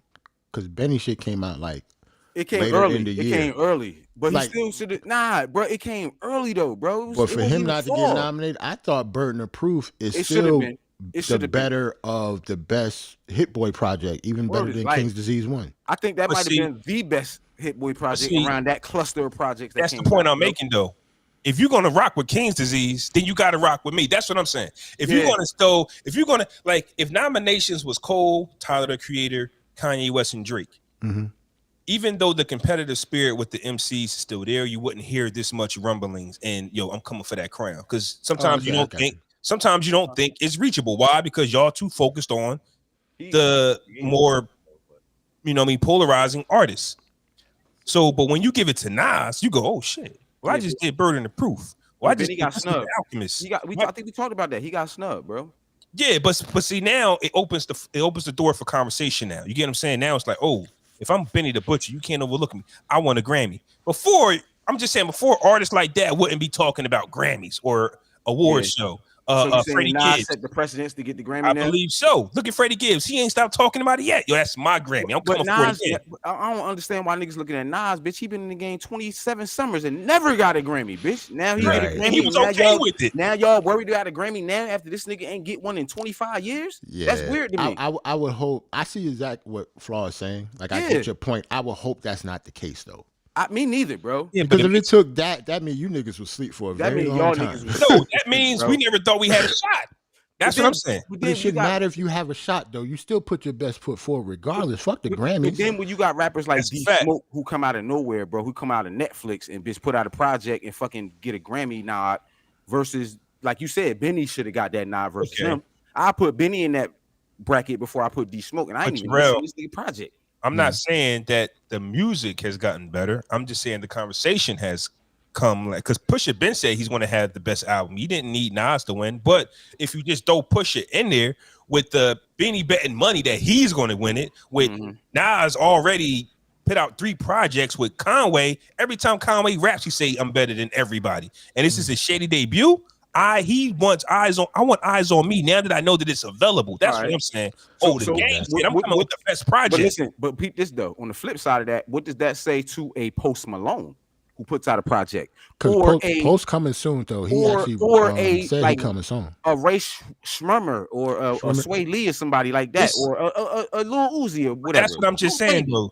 That shouldn't do anything to them. All that says is if you're going to give one spot, maybe it's King's Disease 3, but if you're going to give one spot, it got to come from one of us. You got to nominate somebody from this category now. It can't just be Post Malone, Ray Schmurder. You know what I'm saying? That's what it's been for the last years, though, until we got what we got last year. I was basically saying that they're telling everybody that times have changed. You got to still rap. And you gotta. Right. Even if Donda or you want whoever is going to win, but you got to put us in there. But now, before we used to be ignored. Like we used to put out the best rap projects. But if you're going to give King Disease it twice, I'm coming. Shout out to Ignatius. Oh, y'all hate Ignatius. Y'all hate Ignatius. Shout out to Ignatius, bro. Like Ignatius was dope, man. It just shouldn't have been nominated for that. That's what I'm saying. That's why I think I give Nas that credit because once again, a lot of these artists wasn't even thinking about winning a Grammy, man. I mean, we give Nas the credit because he won. But if Freddie or D Smoke would have won, or Royce would have won, if any of them people would have won, we wouldn't care, bro. We would have been like, all right, yeah, we would have been cool if any of them won. I think it would have been the same thing because all of the nominations we thought weren't supposed to be there. Like we looked at that whole nomination, was like, who the what? Bro, what? It wasn't no Baby. They were all good projects. It wasn't no Little Baby. Right. It wasn't no Little Dirk. It wasn't no. They were all projects. We thought they were dope, but we didn't think that they were being acknowledged. Bro, that's all. This nigga almost lost a gasket when Freddie got nominated, bro. You know how long we heard about that shit, yo? Yes. When Freddie got nominated, bro. Shout out to the Alchemist, bro. Like I'm glad to see him get his flowers finally. That's really just my point, though. We know it's good music. We know it's a lot of good music out there, but y'all not gonna get nominated. Forget it. Now, times has changed. Hold on, Ant. Alchemist versus Havoc. Who wins in the verses? You better watch your tone, fam. Havoc. You out of your fucking. All right. You can't do that, bro. I'm out of your mind. I'm abstaining from this verse. Havoc is not beating Alchemist in a verses. I'm abstaining, bro. I'm abstaining. No way. I'm abstaining, bro. We're talking about they share the same type of vibe. I'm about to say bro, some of those beats. Niggas thought Havoc did. He didn't. And the Alchemist did. Alchemist did them. I know. Nigga, I thought Havoc did TikTok. I know what beats Havoc made. Like when I realized that Alchemist did the realest and not Havoc, but when the album got 20 records and I did the other 19, you get what I'm saying? Like I know the difference. Like I can't hear matter though, bro. That's your verses though. Listen, you did 19 out of them 20 records, but the one I did stand out more. No, it doesn't. No, it doesn't. That might be my favorite, but you forget that's the Quiet Storm album. You can't play that against Quiet Storm. I did that. That's what I'm saying. Like I got the bigger hits. I got the most known. 20. If I'm Havoc, I got the most known 20. Hold on. You might not. You gotta do the research, man. Nigga, have did 20 on 20. Have did some. I got the most known 20, fam. I don't know about that. Wider. I got Last Days with Big and the Lox. I got Why with Kiss. Who did We Gonna Make It? Yeah, that's Alchemist. Cool. Right. Alchemist did Feel Me with Jadakiss. Okay. More. Okay, and plus, hold on. And plus, you have to realize that Alchemist has a lot of Griselda stuff now. So Alchemist done did projects with whole artists. He's did projects with whole artists. I don't want to say Havoc fell off, but at a certain amount of time, you haven't heard from Havoc. Bro. P died. This nigga, I don't know how that affected him. What does his shortcomings have to do with? P died, bro. Alchemist. That's a shortcoming, bro. Like those aren't shortcomings. What you think about that shortcoming, nigga? P died. Those aren't shortcomings. For me. A lot of artists. I'm just calling it what it is. A lot of artists have. What you think about this shortcoming? A lot of artists have that 5 to 6 to 7 window of to be king. Hotness. Havoc had that from the Infamous all the way to whenever you say it stops. He has 20 in there. That Alchemist can make hot music for the rest of his life, and still Havoc's 20 can rattle him. Have got the most known 20. Now, Jarrell, it kind of goes about what you've been saying about verses. Who 20 slapped? About what song is charted higher or what song meant more, like to the overall culture of hip hop. Like Alchemist might have made albums that we like. But and Havoc, songs that we like. But Havoc is part of hip hop royalty because of what he did. I get it. I just think you might need to revisit 20 verse 20. Even back then, just to say that Havoc got the most familiar 20. That might not be true. You got to go back. Nah, we definitely got to go back though. But because Alchemist was Havoc was basically a lot just doing Mobb Deep stuff. Alchemist was like producing for a lot of people. Bitch, it don't matter who win to me though, bitch. I just it don't really matter to me. I would love to see that. That is a dope. That's why I said right there, bro. That's a dope versus. I still think it could if Switzerland stop playing, like bitch, like it could. Man, it could, bro. Yeah. Alchemist because actually you need a Mobb Deep versus somebody, bro. You can't put Mobb Deep against nobody because you can't put. It has to be Havoc versus somebody. It can't be a Mobb Deep versus. No, Alchemist versus Hav, bro. The same way you did Redman versus Method Man, bro. You can do Alchemist versus Havoc, bro. Nah, you can do Mobb Deep. It's only two of them. Just let P verse rock in New York. Nah, it's not the same. Bro. I know, but you can't. But Havoc can't go up against a solo artist because he's not a solo artist. If you say Havoc versus, you got to. But he's a producer though. But he's a producer, so you go Hav against Alchemist, bro. They produce in the same style. They've been out around the same time. It's muddy because we haven't. I think it's for a reason. We haven't had a producer versus producer battle in a while, except for Swiss and Tim. Right. And they're the two showmans that can do stuff like that.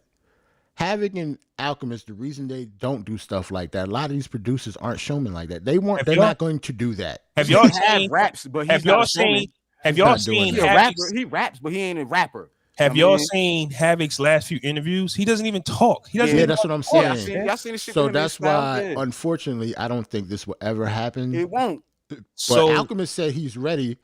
Alchemist said Havoc ready, bro.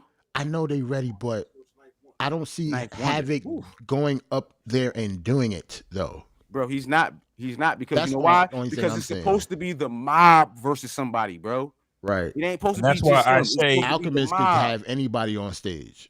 Like that's why mob. Who you gonna put the mob against? We already said Outkast ain't a good look. You can't put the mob against nobody, bro.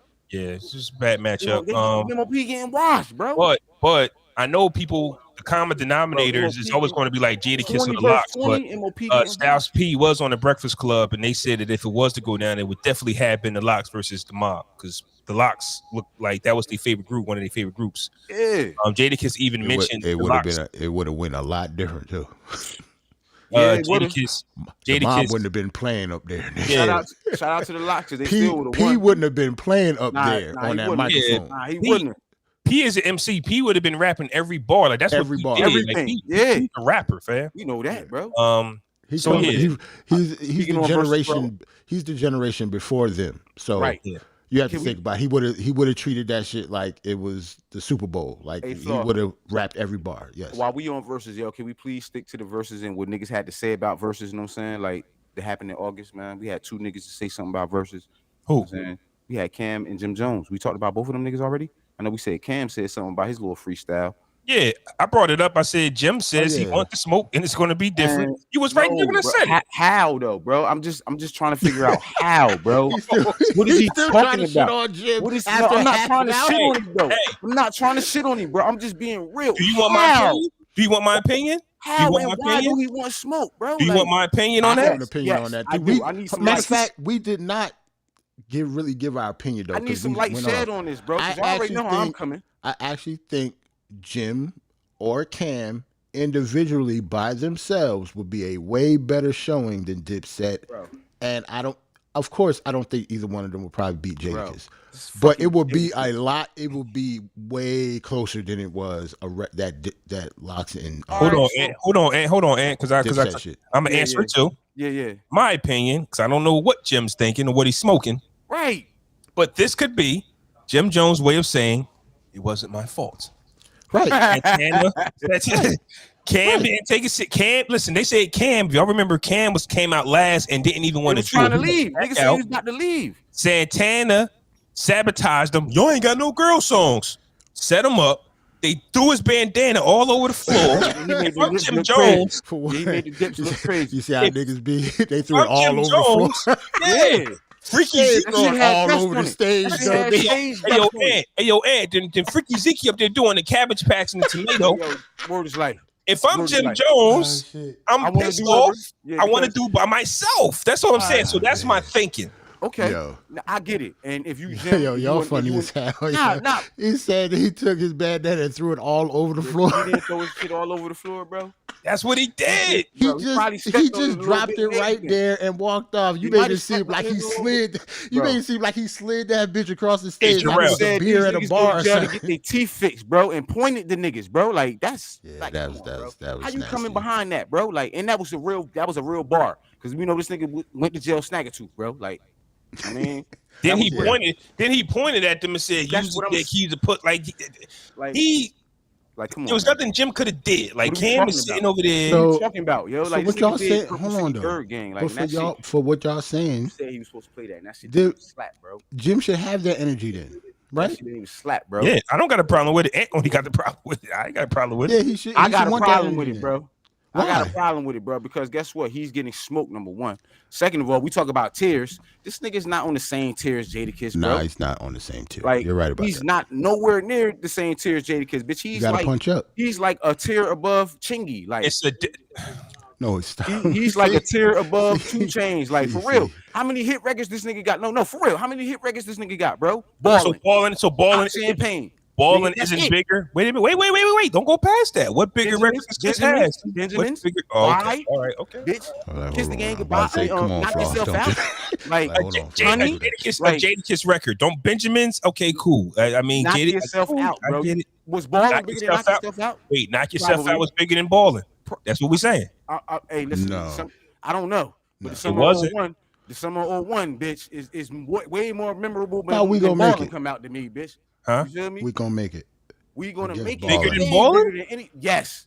Okay. No, but they was playing Ballin' in the stadium. No. I'm about to say I'm a Giants fan. We Giants was sacking niggas and shooting air balls. Bro, that's one record though, bro. That's one record. I remember Straight Head was getting sacks and shooting balls, shooting them up, nigga. Record we talking about, bro.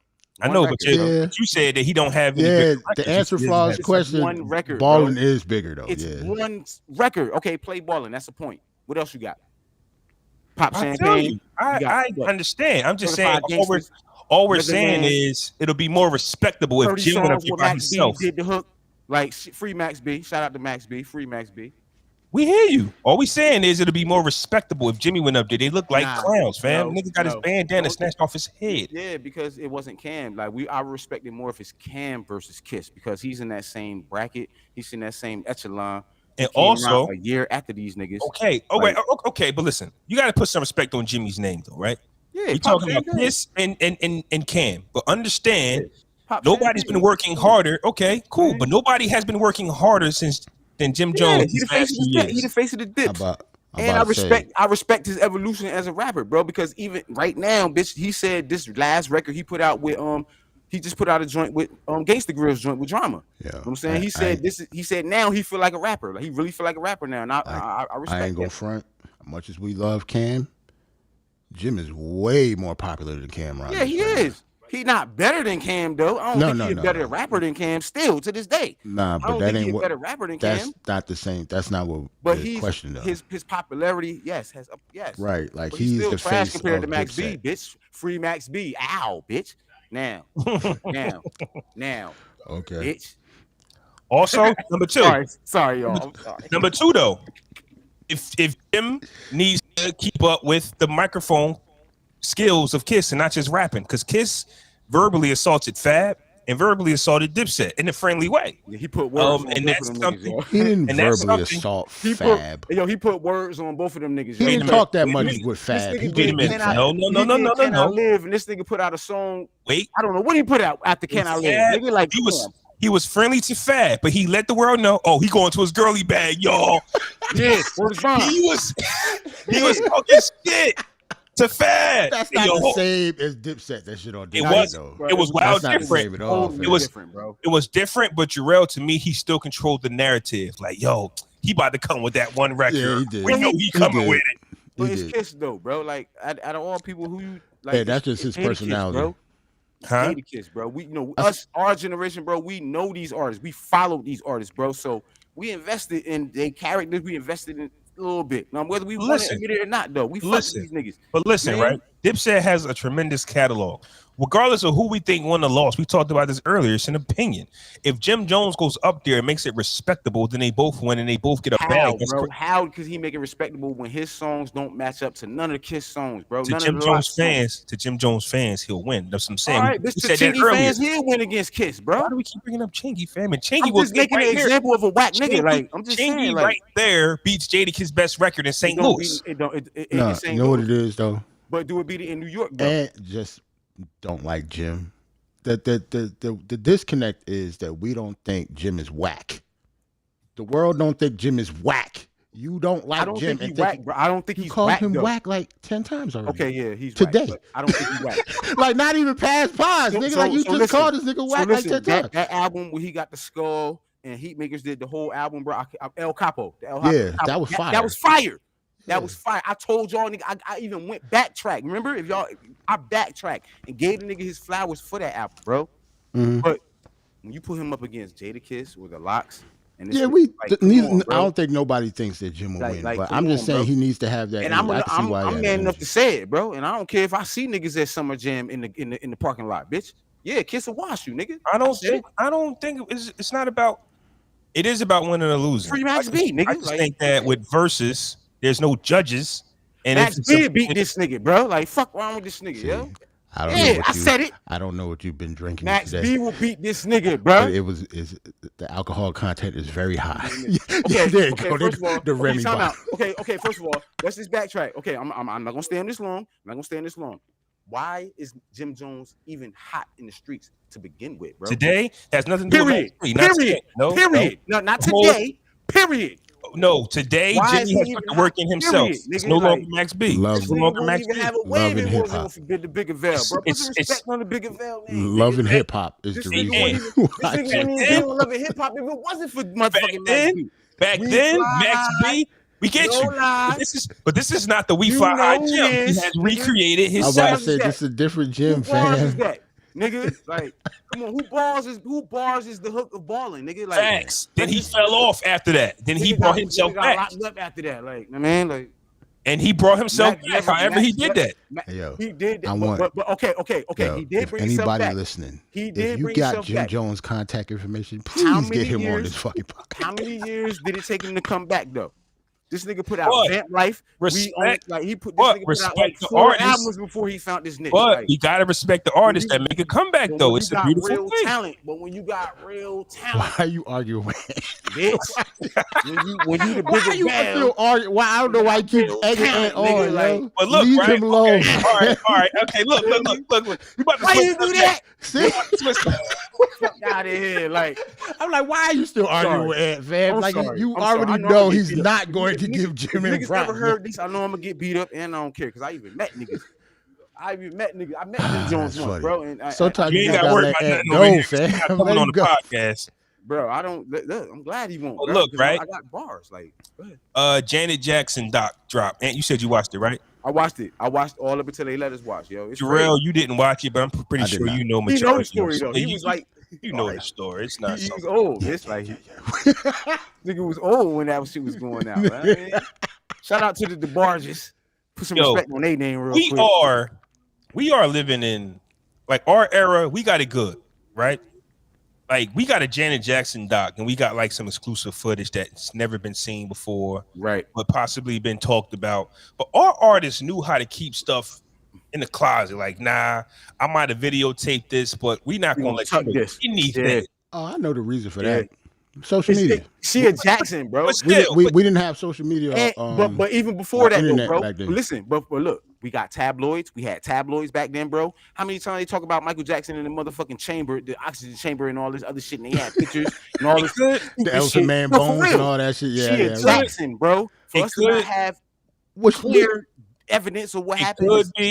It could be social media, like Jarrell said, but the mentality that comes with it, and maybe social media was triggering them because they even touched on Janet's alleged baby. She could have always came out and said it wasn't her. She just never did. Like now she's talking about it. So a lot of the things that even like what Ant said about the chambers, nobody just never spoke on nothing. It's just what they never did. Like, but now we'll get documentaries from our favorites 20 years later, and it just feels good watching. Now, today's artists, you see everything they got going on every day. Social media, yeah. You know their spouses, you know what their kids look like. Back then, we ain't know nothing about nothing. We had to read word up and shit. Like, and sources and all that. And that was dope. That's dope to me that everything that we had to work for. Like if you wanted to special or Michael Jackson or the Rhythm Nation special, you had to be up at 8 p.m. watching ABC, channel ABC or NBC, or you missed it. Like you don't get the replay or the rewind or the tape it and whatever the case may be. I know that I missed the doc, but I know I'm eventually be able to see it because it's gonna come out and go on the streaming or something.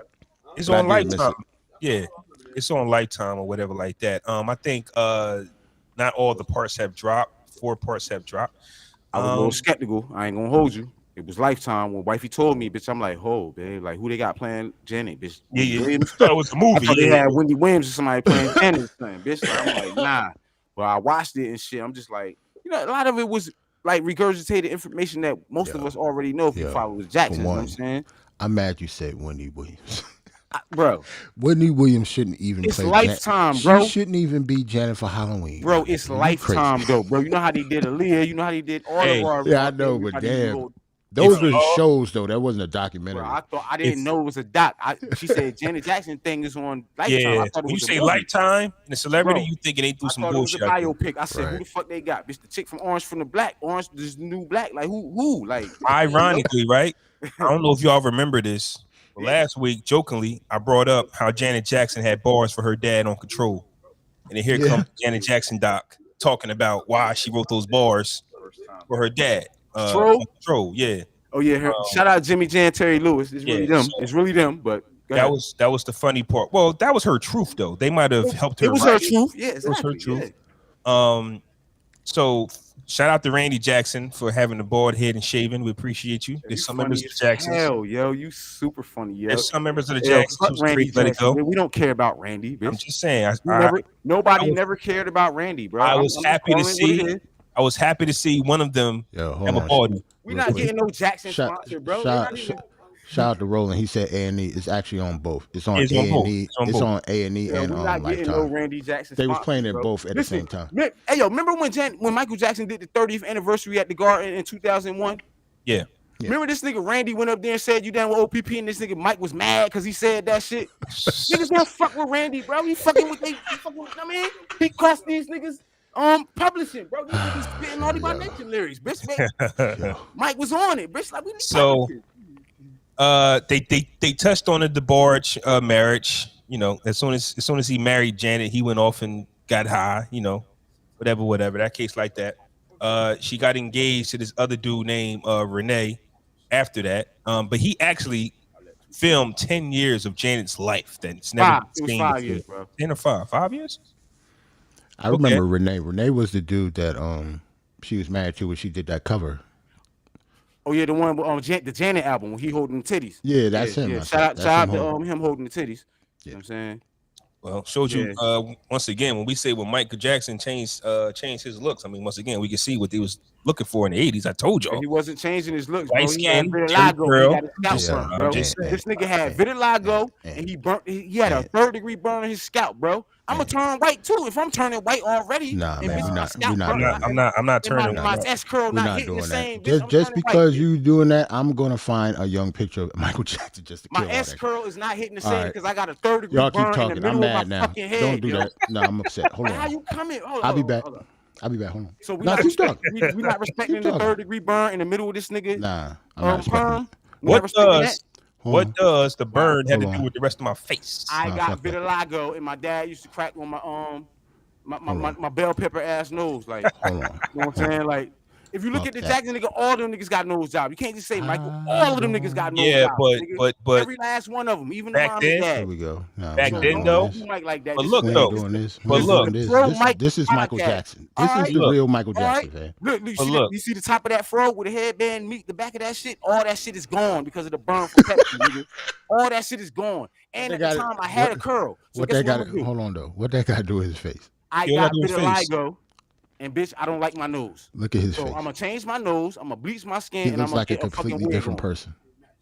And I'll be honest with you though, man. He went from looking like Usher to looking like Liz Taylor. Get the fuck out of here. Yo, listen, we not. But this is a pro mic. Hey Jarrell, watching that doc, I was mad at how much him and Janet looked alike. Like what the fuck? Like I didn't know if I was looking at him. What you mean? They been looked at alike though. Bro. Nah, like, fam. Yeah, but Janet looked at alike. Yeah, but Janet looked like a woman. She looked like her. She looked like Janet. Mike remember when he got married to Lisa Marie? No, we're not doing that. No, we're not doing this. They start looking alike, fam. We're not doing this. I was mad. Why you look like Janet Jackson? With the bob, talking about with the bob and shit. You know what I mean? I was mad. Why you looking like Janet, man? Nigga had the whole bob, but guess what though? You were not alone with your shit, nigga. It was. Yeah, shout out to R. Kelly. Free R. Kelly. Go ahead. So Janet Jackson, like this doc is definitely powerful. She finally comes out and says that she doesn't have no secret child with none of the Barzes. She didn't say it, but she didn't come out and say I don't. It's crazy the fact that it's ridiculous. She said it's ridiculous for y'all to think that I had a secret child. She didn't bitch say I didn't have no secret child. I think honestly, I didn't even see the doc. Right? It really never made sense. Why is she hiding children? What was the point of her hiding? She said, "How am I hiding a child from my husband?" Bitch, like how am I hiding from him? He smoked crack, but how am I hiding from him? Like that's what she said. The Barz would have let that shit out because he was hot. Like like letting that shit to the. Y'all making me really want to watch it though. I really want to see it. It's great.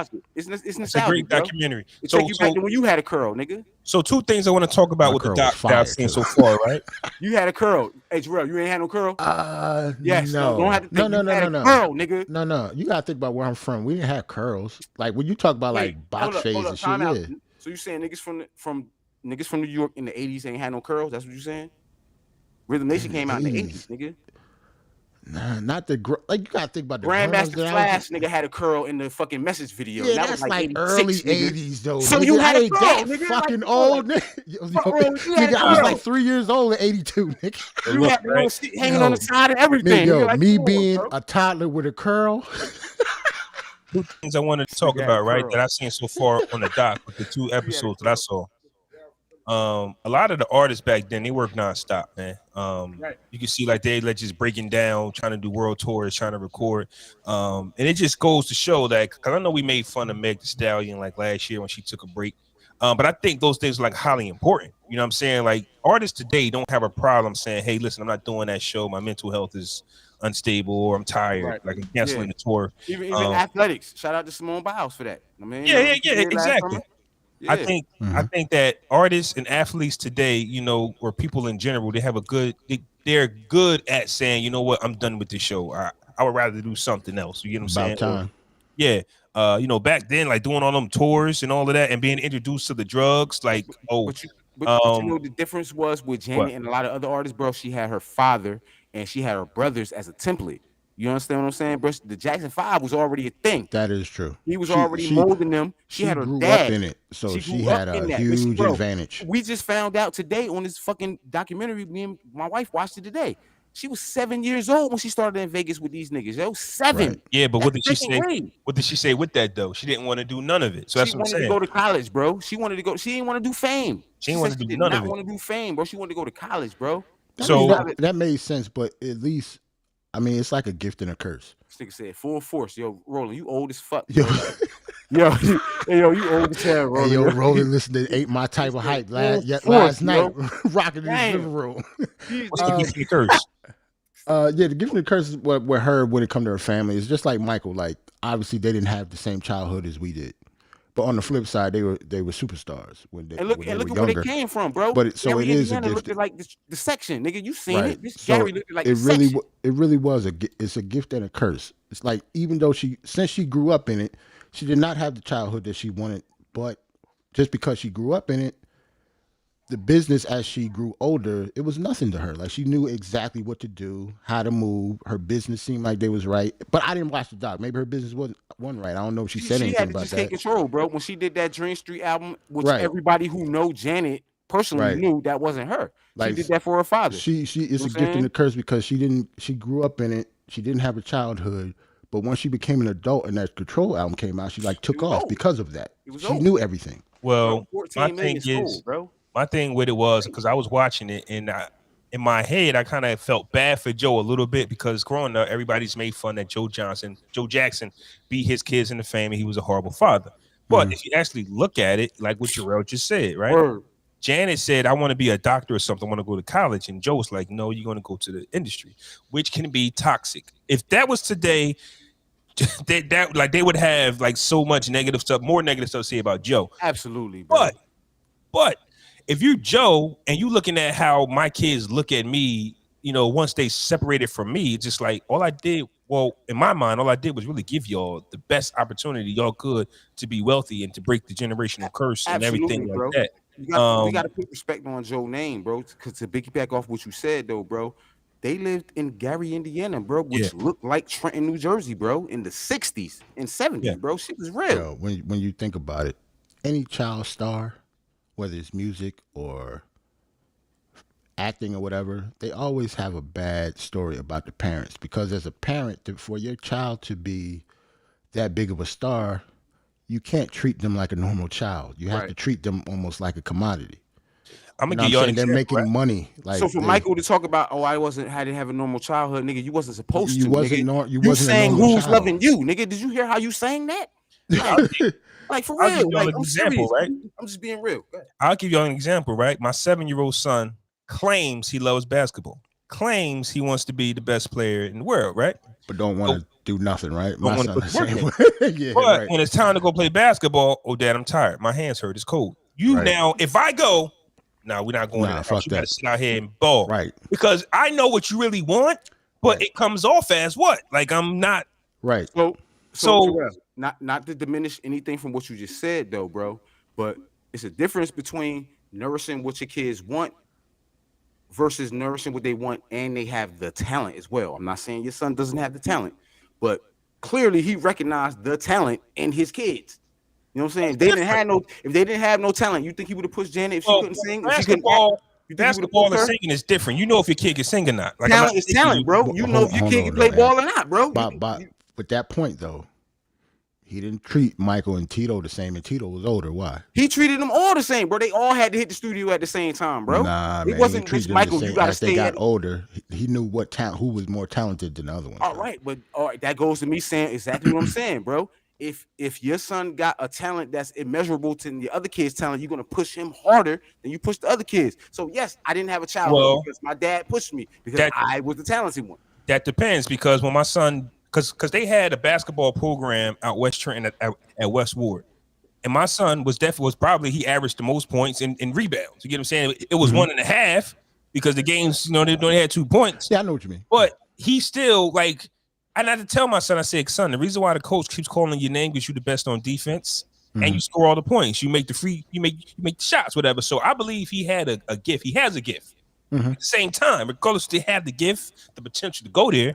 If your son is outside cold and you go, we need to be 2 hours. I need 2 hours to get down to practice. That's the fine line. It's the fine line. I know exactly what you mean. Nigga, we all seen he got game. Remember how Denzel treated Ray Allen?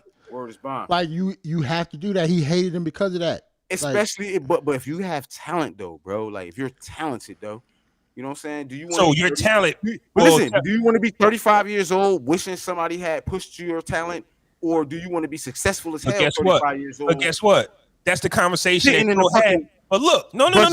Because if I'm Joe Jackson and I allow Janet to go to college, and then you go, I still got these student loans. He did that for him though, but no. You don't think he could have paid them student loans? But they were Jacksons.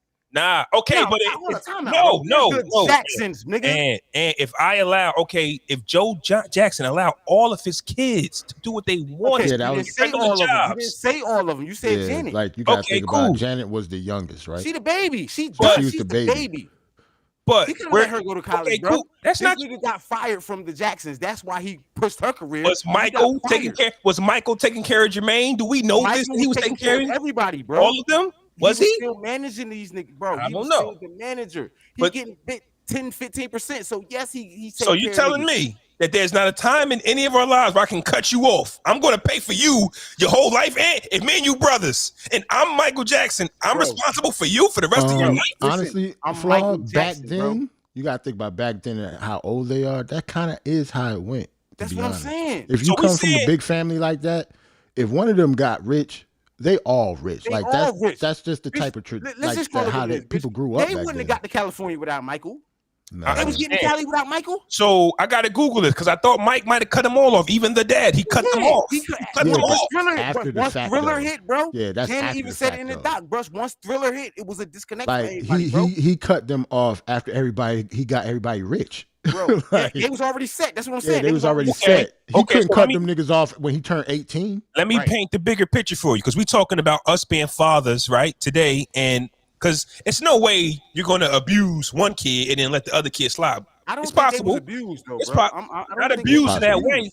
But if you let them tell it, they hate. If you let them tell it, they was. Janet didn't say that though. I just watched the doc. Janet never said she was abused. I get that, not physically abused though, but she did say at 7 years old she had to go do a lot of stuff she didn't do. That's mental abuse. That if it was happened today, because, you know why? You won't let it fly. You know why? Exactly. You know why? Because she was the baby of a family that's getting money, bro, and she had talent. If she ain't have no talent at all, bro, she'd be in law school right now. I think bro. I'm just. I promise you, she'd be a fucking lawyer right now. Bro, we got one record from Reby, bro. Was Reby Jackson talented? This conversation? No, because it's 2020. Reby wasn't talented. Like it's 2022, right? With the name, you gotta think about when she grew up, right? A 7-year-old in the 60s. No, 1974. That's when she hit Las Vegas. 1974. Okay, so she grew up in the 60s. Born in the 60s, grew up in the early 70s. She's like in her 50s right now, right? Right. Didn't nobody care what her 7-year-old ass wanted? Right. That too. That too. Like she said it multiple times. Yeah, my dad told me. Hold on, though. But in any family, you don't care what the 7-year-old want. Because we care now. We care now in 2022. No, you don't. A little bit. No, some of us care. We care a little bit, but at the end of the day, not us on this pod, bro. At the end of the day, you're going to do. You're going to do what is best for your 7-year-old. It's not the other way around. Listen to me, hey Jarrell. If you're downstairs talking to me and I'm in the kitchen talking to you and we're having sips of cognac talking and one of your kids came downstairs and butted in your conversation, what's going to happen to that child? Exactly. Guess what I've seen happen to kids our age, our same age bracket. Guess what I've seen them do to their kids? Nothing. Really? Nothing, bro. I'm telling you, bro. Exactly. That's why I'm telling you. I've seen it for myself, bro. We all come from the era where bitch kids were seen and not heard. Right. You did what the fuck you supposed to do. So Mom and dad told you to do something, you do it. Think about the generation before us. Right. Yeah, like they didn't give a damn what Janet wanted. That's not how we as parents are raising our kids. That's just the sacrifice that you make that Joe made. Especially if I work at a steel mill. That's not a sacrifice though. It's a sacrifice if the kids. They was already rich before Janet even came to the show. They was already rich. It's a sacrifice if everybody's story was my dad was this and the third. But you guys are famous because of my stern hand. But they regret them. They all regret them. It's always that, bro. Because it's always that, bro. It's a sacrifice for Joe. But guess what? They don't ever say, Joe, I hate that you did this. The reason they never say that. I think we need to take it in the perspective of him being a parent. The reason I don't say it's a sacrifice is because I understand that they were young and the decisions that he made were major ones. Right. You're going to be a millionaire in the industry instead of being a doctor. I'm just talking about that's still a fatherly decision that he would have made regardless if she was famous or not. It just might be another decision. He would have made her decision for her. Okay, so right, that's what I'm saying. Instead of going to showbiz, it's not if you're going to call that a sacrifice, then you might as well say it's just a normal thing a parent has to do then. Because as a parent, you are going to make those decisions for your kids regardless. But we also have to look at it too, like, bitch, it's either that or the streets. Bro, it's either that or the streets. And in Gary, Indiana, in the late 60s, early 70s, bro, it was the same hood as any other hood. My example, he had them singing and dancing for a reason. He had these niggas singing instead of drugs. But my example is the Serena and Venus, the Williams sisters. They wanted to play tennis all day. So it's a difference if their dad said, y'all gotta play tennis. That's different. Bro. But they loved their dad so much, and he made them play tennis hours, but they loved it. They did not like what they were doing. And it did not want to sing. None of that. That's why the other two sisters didn't become tennis stars. Do you think right now, remember there's 4 of them. In the Jacksons' lives right now, all the Jacksons, do you think right now, bitch, they mad at Joe for the decisions he made? No. How their life turned out? Not at all. They're not, bro. They in Encino somewhere, bitch. Yeah, I'm not saying mimosas that. right I now. was just talking about You feel the Control album when she removed herself. Michael at the time when they all removed themselves, we all rebel regretted. against our parents at some point. We all get grown, bro. Like I don't understand. I don't understand what the big deal is about it. You know what I'm saying? She was 20 years old, bro. The decisions that he made, I think those are the breaks of being a parent in general. It's just that the type of decisions he was making were good decisions, bro. Were major ones, and it comes with a lot of money and stuff. But like the same thing with Flaw, your son becoming a basketball player, it's really your decision. Yeah, it ain't his. He may think it's his decision. Right, but it's yours. But it's your decision if you want to get up early and take him to practice, especially if you want the vision for him. If you want to take him to training and all like Eddie, you see the talent already there, bro, and you want to cultivate that talent, absolutely. At the end of the day, but if he whack, bro, if he trash, if he fucking Sean Bradley out there, you still taking him to basketball practice, and you know he's Sean Bradley. What are you doing? At the end of the day, it's still the parents' decision. What our kids, not what our kids become, but like if Kobe Bryant does not become Kobe Bryant if his dad didn't have a conscious effort in making him Kobe Bryant. But Kobe wanted it though too at the same time. It don't matter if you want it. That goes to flaw point too though. Yeah, bro. see, but here's the thing though: if your parents don't want it and he can't take him to practice, right? He does not become Kobe Bryant. That's what I mean. That's a good point. But we're talking about your parent got to want it too. But look, we have stories of kids making it for themselves without their parents' help. That's a lot of times they got shitty parents. But still, that's why though. But what I'm saying is though, to Flaw's point, or didn't have parents in the beginning. With Kobe's drive, with that Mamba mentality, would Kobe Bryant still be Kobe Bryant without his parents' support? No way. You don't think so? You can't. Else. Well, the way the story usually works is you got to have some support. So if he didn't have some support, if you're a child, regardless of what you want to be as a child, you do not become that without help. So if Kobe's dad wasn't there, somebody else would have came. So no, it wouldn't have been his parents. It would have been a coach. It would have been a neighbor. Maybe though. We don't know. They didn't. We don't know. It's a flip of the coin. Bro. It just would have been that child would have had all that talent. But never had the opportunity to show it. You guys are making great points, but the point of the Jacksons is they didn't want to do none of it. That's what I'm saying. They didn't want to do it. So we can say the kids or whatever, but they did not. Janet didn't want to do nothing. Because you know what the difference is. They wanted to do it, but they wanted to still be kids at the same time, though, bro. That's all Michael and them did. You brought up Serena and Venus, right? Remember, they're not the only two sisters. Yeah, it's like 4 or 5 of them. It's 4 or 5 of them. So it's a reason why those two was the only two. They weren't like, genetically predisposed to being tennis players and the other ones weren't. Not tennis players. They had the drive to want to do that. But they still had the talent too, though, bro. But I'm pretty sure if the like one of the younger sisters, she said she wanted to do it, but after a certain age, she hated it. So she never, she could have went through the same training program as they did. I think you kind of making my point for me though. So, but since she didn't want it, she didn't become that. But on the flip side, her parent, who is what's his name? George. King George. Richard. Richard. Yeah. So he had the drive. What if he didn't have that drive? No matter how much Serena drive any motherfucking. So matter how much. So it didn't matter how much Serena and. It mattered how much Serena and Venus wanted it, yes. Still had but their dad, though, if they had the talent and their dad didn't do that shit, they would have. That talent would have went nowhere. But listen, if they was trash though, and dad just said, "Fuck it, bitch, I'm taking y'all to tennis practice," you know what I mean? Regardless if y'all want to go or not, y'all gonna be tennis players. And they was trash. Yeah, that's different. You hindering them now because bitch, I'm not developing. Right. I'm trash, yeah, dad. That's different. Yeah, I'm a journalist. That just means you forcing them to do some shit they not good at. Michael Jackson wanted to be an entertainer, bitch. He was influenced by Fred Astaire and. But that don't mean. That don't mean Randy wanted to though. But yes, it does mean Randy wanted to because we know he wanted to because he was trying to be in the group. We know by history that he wanted to. If all your brothers, it's like 10 of them. I refuse to think that all 10 of them wanted to be in the fucking entertainment business. Bro, how can you not say that, bro? They was all singing and dancing behind their dad back and shit. Like all of them except for the babies.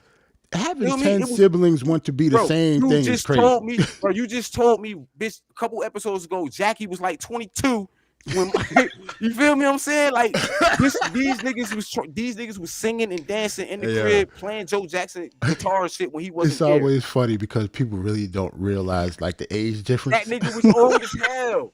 You know what I'm saying? Like Jackie was a full ass grown man when ABC came out, nigga. He could buy liquor for these brothers, bro. I was looking at him like crazy when the older sister said I was 18 when Janet was born. Bro, Rebe damn near 80 years old right now. That's what I'm saying. Niggas don't know that. Like Rebe old. It's 10 of them and they're spread apart. They're not even stair steps. So like they have like that. Janet's old enough to be Rebe's daughter.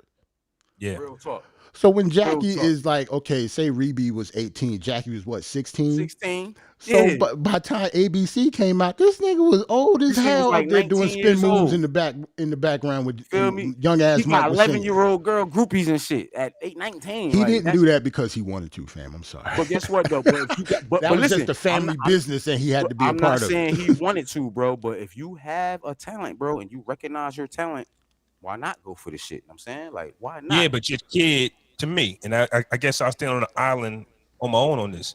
You can spot a talent all you want. If your kid said I don't want to do it, then that's a decision. Yeah, that's different. None of them niggas said they didn't want to do it. They just said, bro, we couldn't go outside and play. That's all Michael been saying. His so you mean to tell me when the kids was outside playing at the playground, bitch, I couldn't go outside and play. What does that mean? That means, Dad, can I go outside? That's saying practice these spin moves. No, but guess what though? Why them kids heat getting turned off, bitch? You in Encino in a mansion under a fireplace. You don't care. You're a kid. You care when you're 21 years old and you thinking about shit like, oh, that's when they start dissing them. They didn't appreciate them. They was 20 saying fuck Joe. Yeah, but maybe like when you 30, you start appreciating. Because Joe had them doing Pepsi commercials with my hair getting burnt up in, bitch. Man. That was Mike. That wasn't Mike and them idea. That was Joe idea. First off, you made me do a commercial. First off, a Pepsi commercial was one of the best looks you could ever get. So Joe got him that. I would still have hair and be black if it wasn't for you, nigga. Like that's the production company fault. Yeah, that's not Joe's fault. But listen to this though. You're Michael Jackson, bro. You're the biggest star on the planet, but you're still taking orders from you scared of a manager? No, a manager. You do this. He told you exactly your manager, your dad that you scared of. To your point, Flaw, that's been telling you what you got to do your whole career. I'm a grown ass man, but I'm still scared of this nigga. Told me to do a Pepsi commercial, and then half of my scalp get burnt off. First off, yes, I'm done. If I'm your dad and your manager, and I get you a Pepsi commercial, and you say no, but if I got a problem with that. If I say yes and my scalp get burnt, I have a problem with that. Nothing to do with that. Nah, you made me do this shit, nigga. I didn't want to do this. What is it? Get off the wall, nigga. Like, is you crazy? But that's an accident that had nothing to do with Joe. If it wasn't for you bringing this to me, Joe. I'm just playing devil's advocate, bro. I'm just looking at it from. I got you. Joe. If it how about if you, Mike Joseph, had that stance? I'm looking at Mike like he crazy. Joseph, if it wasn't for you, Joseph, I'm Michael Jackson. I don't gotta do Pepsi. I'm fucking Michael Jackson. Hey yo, I forgot they don't call that nigga dad. They call him Joseph. Think about it, though. I'm Michael Jackson. No respect. I'm Michael Jackson. I can do anything in the world I want to do. I got grown men fainting for me. I can do anything I want to do. Okay, Joe, I'm gonna do this Pepsi commercial. I don't even drink soda, but okay, I'll do Pepsi. And my scalp get burnt. And now I gotta put a wig on and be white. Those are definitely the breaks, fam. Hey yo, for one, with us. I'm mad you think that had something to do with him being white. It kind of did. It all lined up, bro. He had vitiligo. His scalp get burnt. That was definitely. I can't wear regular hair if I'm turning white, bro. I can't have the same afro I had if I'm turning white. The reason why I can't let that rock. Mike is my favorite artist, but they said when he died, he had a wig on, which means he knew how to hide the spot. Because he had to hide the spot. So what did it have to do with his face? Bro, he knew he had a wig on his whole life. Listen to me. If you listen, we act like mental health issues. We talk about mental health a lot on this pod, bro. Once you go there, don't we? I gotta throw the towel in. I'm just being real. We talk about mental health on this pod a lot, don't we? Yeah. So the fact, like you said, the fact that I can't be a kid, I gotta be a grown ass man coming to this studio every single day while niggas out there chewing bubble gum and playing with bubbles and jumping double dutch. On top of the fact that you keep criticizing me about my bell pepper ass nose and the acne I got on my face, when I get millions of dollars, and my dad done told me this all my life, yes, I might want to change my face. Fam, I ain't getting cheeks, and you saying exactly the same thing my dad's saying. Right. We don't know if motherfucking Brooke Shields told him that. Oh, I want to fuck you, bitch. Your nose big as hell, bitch. Like, I don't want you. How does that get to Mike? How does that get to Mike wanting to look like Brooke Shields, though? We're not saying he wanted to look like Brooke Shields, bro. He did, though. Okay, so the autopsy said he had vitiligo, right? He has vitiligo. That's a fact. I know what vitiligo is, but vitiligo. Listen, he had vitiligo, right? And there's videos. You going in and out, Flo. He was throwing makeup. He was throwing brown makeup to cover up the white spots, right? When vitiligo takes over you, and I know females and males in Trenton with vitiligo, they say the same thing. After a while, the whites start taking over the fucking black. If you're Michael fucking Jackson, you're the biggest star on the earth. You might want to lighten your skin up a little bit to stop using all this makeup. I'm just saying. That's fine. But then when you follow it with a chin job, nose job, lip job. Listen, I'm trying to get cheeks, bro. Taylor, I'm trying to get cheeks. This is what these niggas like, bro. He looked like Joan Collins when he died. Listen, Harrison Ford, bitch, he got a dimple in his cheek, bitch. He was the sexiest man. People back in 1985. Mike went from looking like Sammy Davis Jr. to like Courtney Cox from Friends when he died. What are you talking about? What he did. I'm just trying to make examples of probably why he did what the fuck he did, yo. This nigga had vitiligo. None of you niggas got vitiligo, and y'all not the biggest star on earth either. That's a fact. You feel what I'm saying? Just like Roland just said, Pepsi was the biggest thing in the 80s. We all know that. You taking that. If I'm Joe and I got that deal? No, taking it. But that necessarily don't mean I have to go with it. If you taking it, Joe, you my manager. I don't want – how many managers we know signs they artists up for shit that they don't want to do? It's Pepsi. I didn't sign you up for bro. I ain't Michael Jackson, bro. I ain't fucking Michael Jackson, though, bro. Mike didn't want to do that commercial? Do I need Pepsi or Pepsi need me? You're saying Mike didn't want to do that commercial? I'm saying, bitch, at the end of the day, I'm fucking Michael Jackson. So, Pepsi need me. You don't even know if he wanted to do it. I didn't read this nigga autobiography. You know what I'm saying? I'm just looking at, bitch, I just did Thriller. Nigga, I'm the first black video on MTV. Nigga, do I need Pepsi or do Pepsi need me? That's what I'm saying. I broke barriers. I broke barriers. He was not bigger than Pepsi, though, nigga. Well, he wasn't bigger than Pepsi. Look, this is why he wasn't bigger than Pepsi. Because at the end of the day, at that time, Michael Jackson, not the Jacksons. Michael Jackson at that time got the biggest endorsement from Pepsi at that time. Not his brothers, Michael Jackson. You feel me? Do I need Pepsi or do they need me? They just paid me the biggest endorsement ever in the history of Pepsi. Do I need them or do they need me? You feel what I'm saying? Michael Jackson's mentality, because he's a very giver, like it's come to charity. Michael Jackson, bitch. I was the fucking scarecrow in the Wiz, nigga. Do I need? I understand that, but Mike's mentality was make money and give it to charity. He's the most charitable person ever. So if it was fine, a bag to get, then I'm, you know. But at the end of the day, bro, let's just go back. Let's keep going back. Bro, when the Jacksons did the Can You Feel It album, what was it called? Victory, Triumph, one of them albums. When they did, do you think Michael Jackson really wanted to do that album? Do you think he needed to do that album off the wall? Was it a contractual album or what? I don't know. I'm just saying. But we talked about this though. Every group has a lead singer that want to go solo. So I'm going to assume he wanted to go solo. After Off the Wall though, do you think he needed the Jacksons? I can't really get jiggy what you're talking about, Ant. If it's a music, no. If it's a music group and we're contracted, I don't care what you want to do. You keep saying that, bro. Mike got options. We gotta stop that. No, we gotta stop that. Mike don't got no options. Jackson though, bro. I don't care. Get out there. It's Michael Jackson, and he did. I don't care. And he did it. Joe stopped being his fucking manager after Pepsi shit. After my scalp got burnt from the contract, from the contract you signed, Joseph, I'm good with you. I get that, but you keep saying what Mike want to do. Mike didn't got no say so at that time. He did after Thriller. He did after he the biggest artist in the world, and let's just say, I'm saying he was the biggest artist in the world, bro. You don't think that count for nothing? But that's the difference between having people, your managers having your best interests, and then having people that's yes men. We saw Michael spend billions of dollars of money he had on credit that he never had because nobody was there to tell him to stop buying shit. You've seen the whole documentary. The whole documentary, him buying shit on credit. At that time, they said he was like 250 million in debt. Mike was walking around like, yeah, let me get one of those. Let me get 2 of those right there. Oh yeah, the eggs right there. How much are those? Bro, yeah, let me get 3 of them. 50, bro. He owed 250 M's, and they still was giving it to him. Still gave it to him. What you give it to him? Huh? Bro, you would give it to Michael Jackson, bro. But Jarrell, I'd give it to Michael Jackson too. But if you got the right people around you, though. I'm just piggybacking off what Ant's saying. You might not like me, I'm Joe or whoever, but once you get to a certain level, you then start hiring people who just a yes men, which allows you to run up $1 billion tab, even though you worth $5 billion. Because when he passed, He paid it off. He had the bread. But if my father who let you runs up $1 billion tab? My father got it in my career since I was 10 years old up until I was 21 years old. And the very last thing he did was book a commercial to get 60% of my scalp burnt.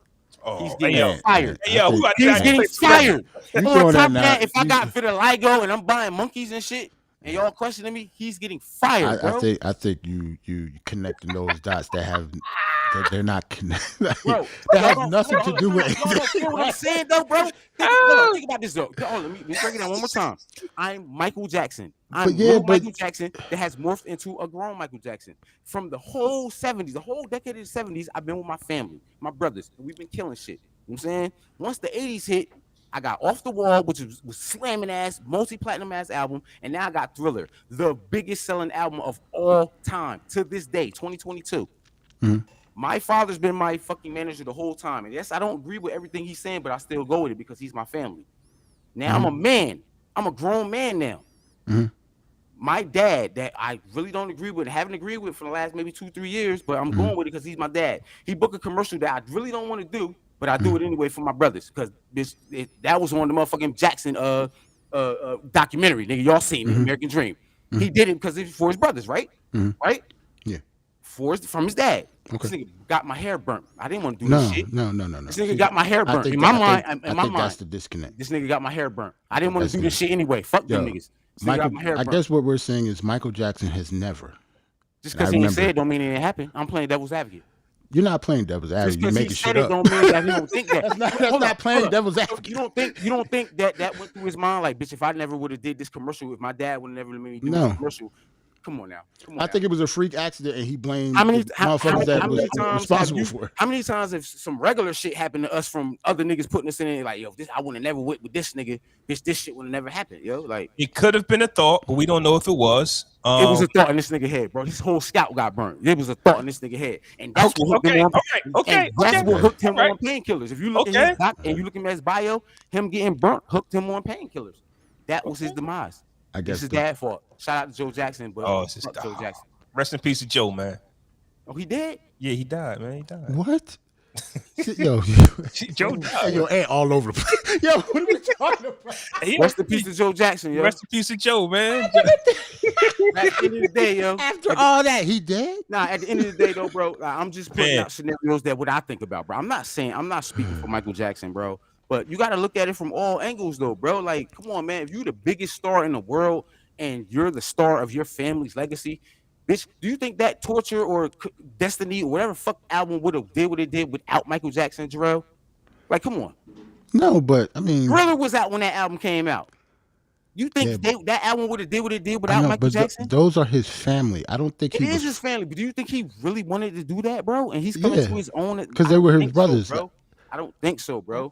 Because if you look at, I'm just saying, if you look at the motherfucking documentary, the little ABC family shit that came on that we all love, The American Dream, and then you read his little, I read some excerpts of Moonwalker. I ain't gonna read the whole Moonwalker. You know what I'm saying?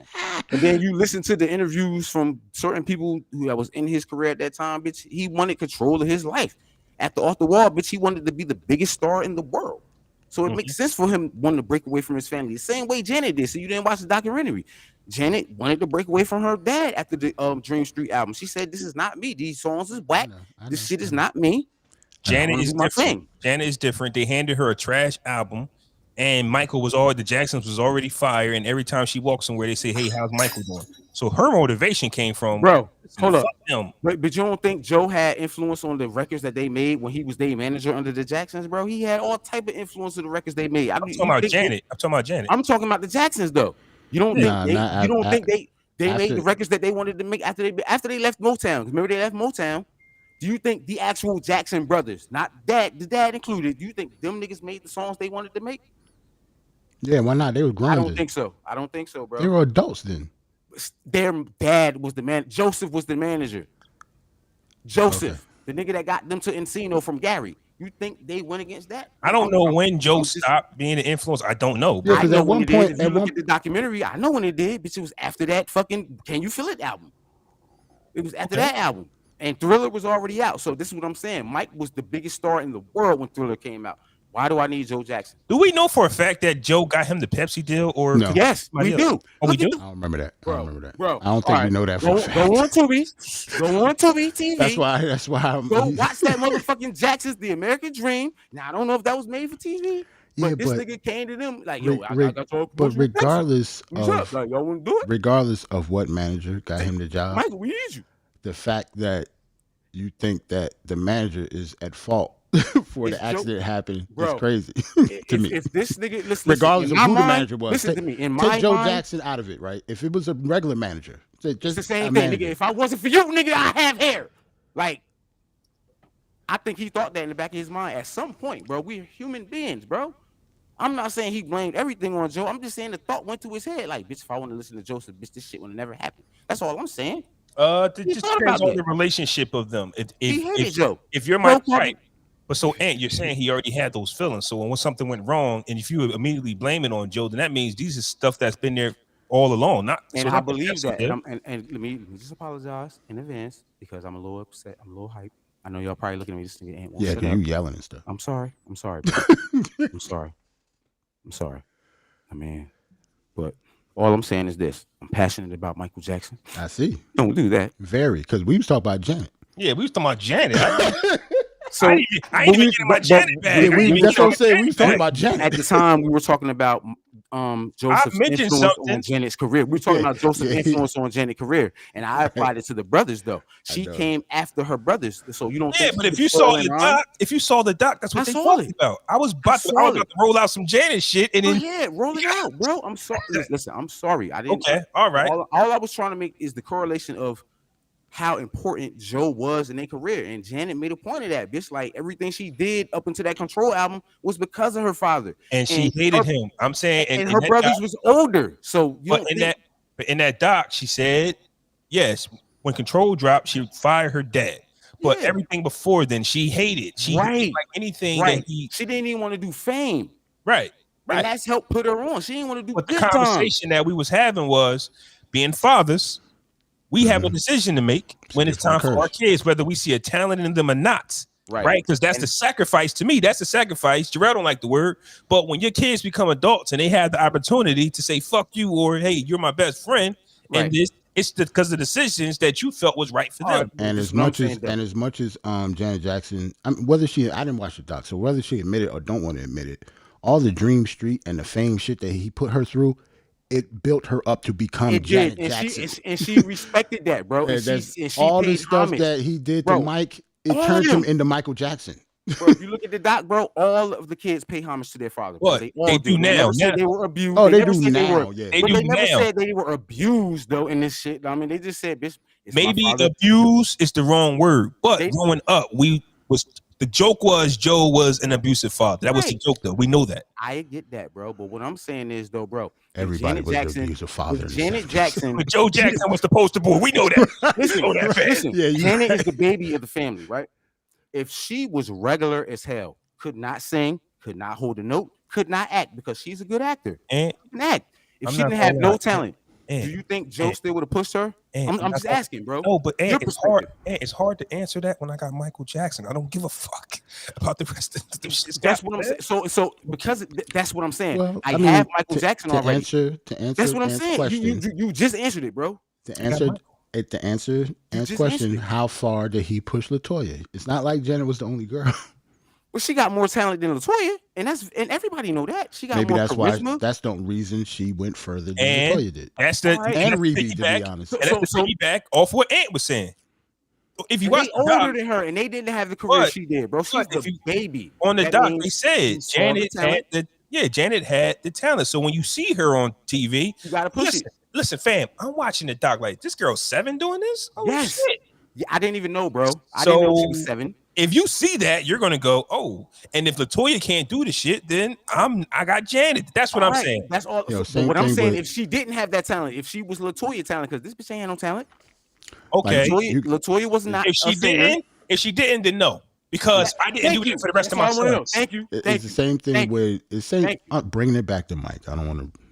If Mike didn't have no talent, bitch, he wouldn't be the lead singer. He'd be still Jermaine. We all seen the clip of Michael Jackson being like 5 years old singing like Jackie Wilson songs and shit. Yeah. It's the reason why we don't see no Tito home video. Right. Like that's what I'm saying, bro. But they weren't the same. Piggyback off that. Piggyback off that to keep the same energy. I can't remember which Jackson was the lead singer, but it wasn't Michael. It was Jermaine. But it was Jermaine. So Jermaine was the lead singer, right? Yeah. And Joe's sitting there chilling. But look, Joe's sitting there chilling. And here comes Mike. Jermaine, you fired. Because I now got Michael. That's what I'm saying. I might got 20 kids, but if I only see 20 kids. So because of that flaw, you want to go back to your Jermaine Jackson versus Michael Jackson thing we just talked about? Come on, let's get back to it. Yeah. Remember back then? Yeah. I said a versus.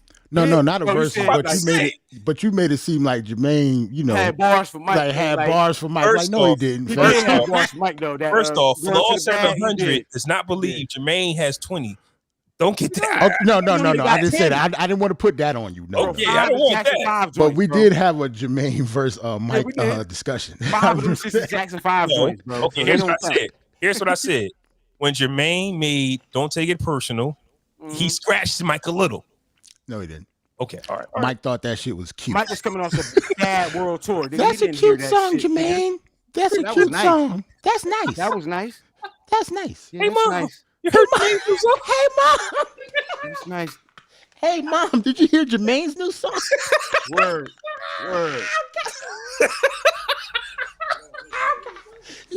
Yo, tell you, if I'm Jermaine, I'm ready to murk Mike. I'm ready to murk Mike if you ask our mom, did you hear my new song, fam? My bro sitting here right now listening to us got bars for Jermaine and shit. You know what I'm saying? He don't know that Jermaine had bars for Mike.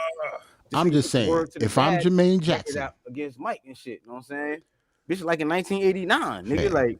I'm just saying, if I hear that Mike went to our mother and said, hey, Mom, did you hear Jermaine's new song? Nah, but don't they call her mother? I'm going to fight my little brother, fam. Don't they call her mother? Mother? Yeah, they call her mother. Did you hear Jermaine's new song? Jermaine's new song? It's really nice. I think Michael Peoples came here and told me, your brother just had him on the track and he heard this shit like, oh, that's nice. And that's nice. And then went on stage and do whole bad. Like, and if you watch the doc, they said they'll go years without talking to Mike. Yeah, really. She went like 2-3 years without talking to Mike. So when you Jermaine and you drop word to the bad, you said you want to hear some shit like, yo, he gonna call me. He gonna call me right now. But Mike, they had bars. Hear nothing. When Jermaine didn't leave Motown with the rest of the Jacksons, they had beef, bro. So that's how that. You gotta think about this is before the internet. This is before cell phones. Mike was like, "I'll see you when I see you." That was cute. I just bought Neverland, nigga. I bought the Beatles and I bought Neverland, and you put Word to the Bad out. They couldn't get in touch with Mike. This was before social media. They couldn't get in touch with Mike. Laughing, but y'all do know I think Babyface either wrote or produced Word to the Bad. Nah, Left Eye wrote them bars, bro. Left Eye who? Left Eye Lopez. Left Eye wrote them bars for Word to the Bad, bro. Look it up. Look it up. Look it up. I think she did. I think she was around. I dare you look it up right now. I think she did. I think she did. But Babyface is somewhere on that. I think it was on Facebook or something. No, I'm not looking it up. I'm not doing that. I was looking up. Left Eye wrote them bars though, yo. I have no idea. Like I refuse to look up any type of Jermaine Jackson. Bro, when we talked about it last time, I looked up Word to the Bad, bitch, and Left Eye wrote them bars. That's when TLC first got signed to LaFace. Feel me? That makes sense. Yeah. Left Eye. Historian, bro. I'm a historian over here, man. Like how do you make your interest into the music biz by pinning a diss record at Mike, Joe? Bro, it's Jermaine Jackson, bro. It's a Jackson, period. Bitch, I'll pin anything for a Jackson. At the time in the 80s, nigga, Reby can call me today. I need a song. I got it. At the time, Jermaine Jackson. I understand Jermaine Jackson, but Mike was still Mike at the time. But I wouldn't have gave bars to one Mike. Bro, I don't give a damn. It was Jackson, nigga. It's a check, nigga. It's a check. No, I mean, if she was signed, she almost not that she didn't have a choice. She almost probably had to do it back in the day, like kind of. She probably had to do it. But to piggyback off what Ant is saying, in the 80s at the time when so Michael did his thing, and then Janet started making noise. I think there comes a time where you just want to attach yourself to a Jackson because you think, fam. Who niggas did not attach themselves to Jermaine Jackson? But think about it though, bro. On floor.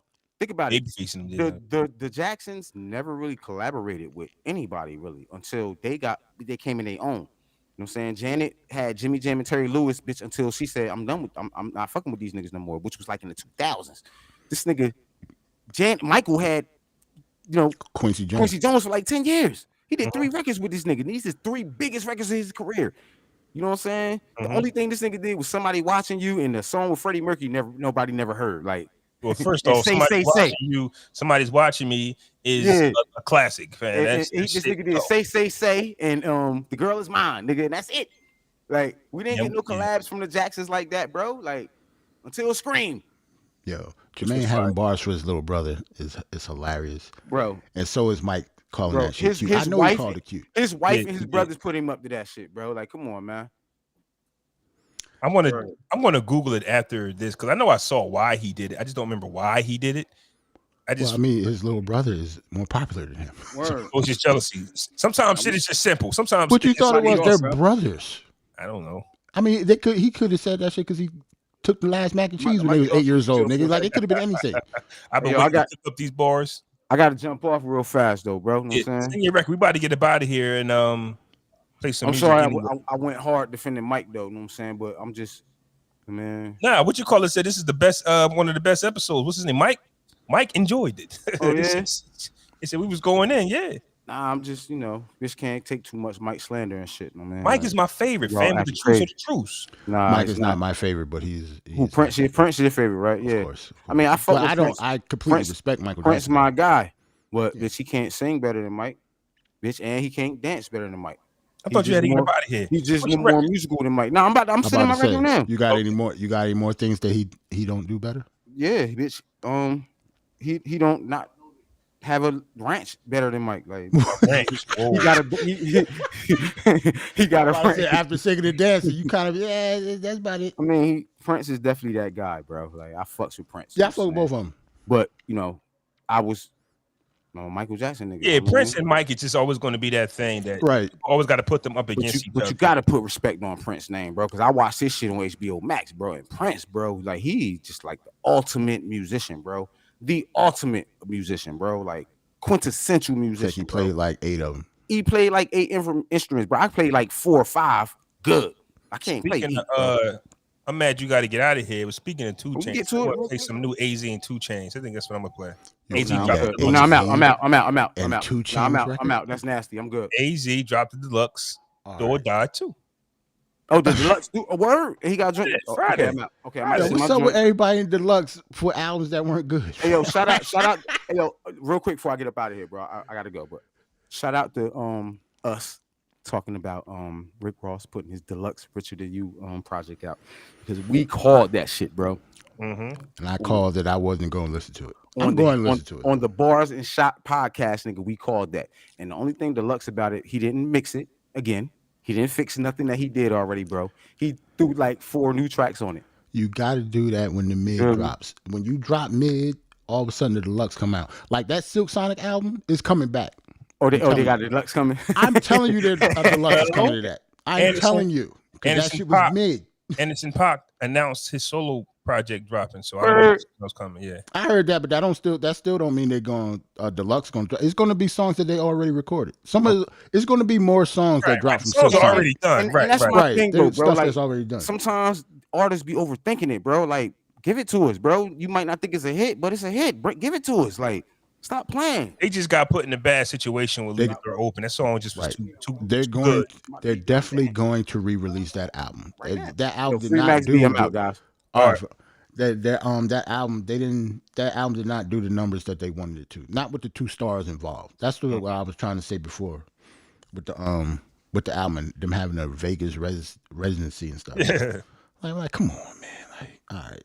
Like, I get it. The 2 inches behind them. That's what all that is. We ain't had nothing else though. You want to get into the music?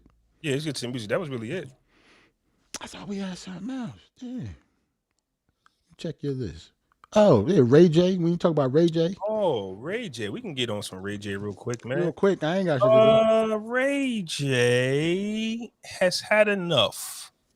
Apparently, the sex tape is being talked about still. And RayJ says, I have kids, damn it. Let's put this to bed. I go on Instagram, and I don't know why I do this, but I left a comment that says, "No way, buddy. This is all your fault. You get what comes to you." And this young gentleman on the socials, let me find it because I put it in the group, had the nerve to reply to me, what I thought was a stupid reply. Hold on, people. I'm looking for it. Oh, yeah. This young gentleman replied to me and said, he's not bringing it up like everyone else is. He's clearly past it. What? How long has this tape been flying around, right? Yo, forget the tape. Didn't he have a song called "I Hit It First"? I hit it first. So what are you talking? What is he talking about? While she was married. So RayJ says, this is what RayJ said first. This is the quote. This needs to stop. I also have kids. Where it comes from is an artist not an artist, but somebody we talked about last week was Whack 100. Randomly tells people that RayJ has part 2 of the Kim Kardashian. Yeah. We gonna talk about Whack 100 being a chatty patty on these airways every goddamn week. Every week we talk about something that this nigga said. Why? He's found a new lane. I see. We give it credit to people who find, another way to make money, and Whack 100 has found a way to talk. Not rap, just talk. I see, man. Just doing he be saying outlandish stuff. Just so he knows it's gonna cause traction. I remember he said something negatively about Nipsey not too long after he passed, saying like he wasn't big enough for all this, celebration and all this, some shit like that. Mm-hmm. Like it was unnecessary, but that's that's his job now, is to say something crazy, and people go, "Oh, you heard what Whack said," and that's how people make their money. So and he said he has a trucking company. He manages game, Blueface. He does a lot, but once again, see, I've always felt like the West Coast had a story to tell. I think they're telling it wrong right now, because I think Death Row is a movie. Death Row is a franchise in itself. NWA is a franchise. Like just the West Coast and the way of living is a franchise. But they keep sitting down with Vlad and everybody else, and he's just giving away all this content for free on YouTube. If you go on YouTube, the West Coast all they do is interview them and talk about Tupac. You don't really get that on the East Coast. You might get that's because of gang activity. Right. Like we don't have those type of stories like that. Right. It's usually just drug stories from the street. Yeah. The niggas you talk about is all like gang related, so it's not gonna be the same. You're right. Right. You'll get specials about Supreme. You'll get specials about a lot of stuff that happened on in the 80s. In New York, don't get me wrong, it's probably because of the laws and the RICOs and how they stopped everything. Like things stopped. So there was nothing fascinating about East Coast in the 90s. That's why a lot of artists, our favorite artists, say NWA is their favorite, because NWA was still able to tell a tale about, rough life in the 90s. All these rappers rapped about was what the 80s guys did. But you don't got no more dope boys holding you down no more. But the West Coast, the way Death Row ran they shit, Tupac, like the way they did, like the West Coast has a story to tell. They're doing it, and they're using Clubhouse, they're using spaces, they're using it. It's just Whack 100 just seems to be the main name out there, just talking about wild stuff. A lot of it, East Coast versus West Coast, like same thing with the gang stuff. The drug game kind of tailed down a little bit in the East Coast. Yeah. Preferably in New York. But gang activity never stopped on the West. Like even current artists are in gangs. Mm-hmm. Like for us, like most of the artists that come out of New York now, they weren't like, they weren't big time drug dealers like the ones in the 90s. Right. It's not the same, but it's still like gang members that come out from the West. That's from the Crips of the Blood. So that's why it's kind of the same for them, but over here it changed a lot. Like it's not the same at all. Like the cats that's come out of New York now, they're not street cats like it was before. And over there on the West Coast, they still gangbangers. Still are gangbangers, or they're affiliated. So it's like you can't not be from over there and not be affiliated with something. And it's authentic. And that's why people are drawn to it. They're drawn to that mystery of what is the West Coast like? What are they doing? Gangbangers. Oh man, how do you get in? How long has they keep asking people the same question? When did it start? Who's Tookie Williams? Who's this? How did that start? Should like how many times are they going to ask? Well, not ask Should personally, but how many times the question has been asked. So you mean to tell me that Crips and Bloods were working at Death Row? Yes, they can say the same story, but it's worth so much because people just want the same content. Right. things like that. So I believe that the West Coast they're sitting on $1 billion bag if they really wanted to capitalize off of this, because people are just intrigued. People are still asking about Tupac. I mean, but how could you though? Like, how can you monetize that? Like, who would do it, and in what way? That's a good point. I think that I don't have a way, but I just think that them keep sitting down with other video vloggers and letting them make millions off their lifestyle. Think about Vlad. He sits down with them all the time just so they can talk about the same shit and people run to it. I'm not gonna lie. Now that I think about it, the way they would be able to tell it, you know how on the East Coast we have, when it comes to podcasts, we have Joe Budden podcast, we got Gilly, $1 million worth of game, we got Drink Champs. Yeah. I mean, is there? Nori's from Queens, but Drink Champs is in Miami, so it's really just a East Coast thing. Are there any prominent like hip hop podcasts out there that we don't know about? And one of them just got caught on being a snitch, so now they want to get rid of the show. Who? Dude's name is Mob James, and he was affiliate of Death Row. He was I guess maybe because I'm thinking of somebody that's everybody would know. Yeah, you know, we have million. Like, we have $1 million worth of game. Obviously, Gilly wasn't the most popular rapper, but people on the East Coast know who Gilly is. Yeah. And Wallow's his cousin. Everybody on the East Coast know who Joe Budden is. Everybody on the East Coast know who Nori is. I don't know the person that you just said on the West. Yeah, you don't. I don't. That's the problem. I mean, they need like somebody like an artist or a former artist to talk more. Spider Loc has a podcast. Oh, does he? Yes, he has a podcast. Okay, I know him. Okay. Now, the podcast that I was speaking on, I think MC8 came later, but Mob James and Reggie Wright Jr. People know him because he was the cop that was hired by Death Row. He was at all the events to where, you know, if something was going to go down, he was always there. He actually ran Death Row when Suge Knight got arrested. Okay. Now, the reason why, even though you might not know him, but it's the Mob James and the Reggie Wright Juniors that you want to hear from because they were actually there. Like, they're the ones, like when Mob James was the one that said, listen, Suge Knight, put it like this, Mob James was the guy that Suge called when he had beef with guys at a college party, because Suge was a college kid. It was the mob that he called.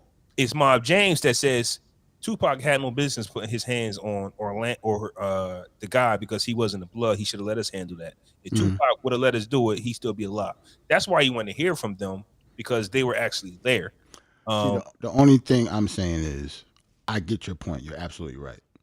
But since they weren't prominent, like people outside, like people actually know who they are, it's different when it's not the message, it's the messenger sometimes. Like say if it wasn't him, but somebody there that maybe Exhibit had a podcast. You know what I'm saying? Because people know who he is, so they would actually listen to him. I think that'll be too dangerous for them. I honestly think, like, imagine if Snoop Dogg got a podcast and then start talking and was talking about that shit. Yeah. And that would bring too much heat to him. And if you Snoop Dogg, that's what you get into, like Vlad category, like Vlad, like Snoop. Yeah, imagine because here's my thing, right? Yeah. Mob James and them, they give it up to what they give it up for. If Snoop Dogg was telling you the truth or his truth, you have wild people trying to set it off on. It's crazy out there, fam. Like, Nori can be out here and do what he do. Well, like, look at Joe Budden. You brought up Joe Budden, for instance, right? How many times does people want to go upside Joe Budden's face? That is true. But he's okay with that. That's his whole career.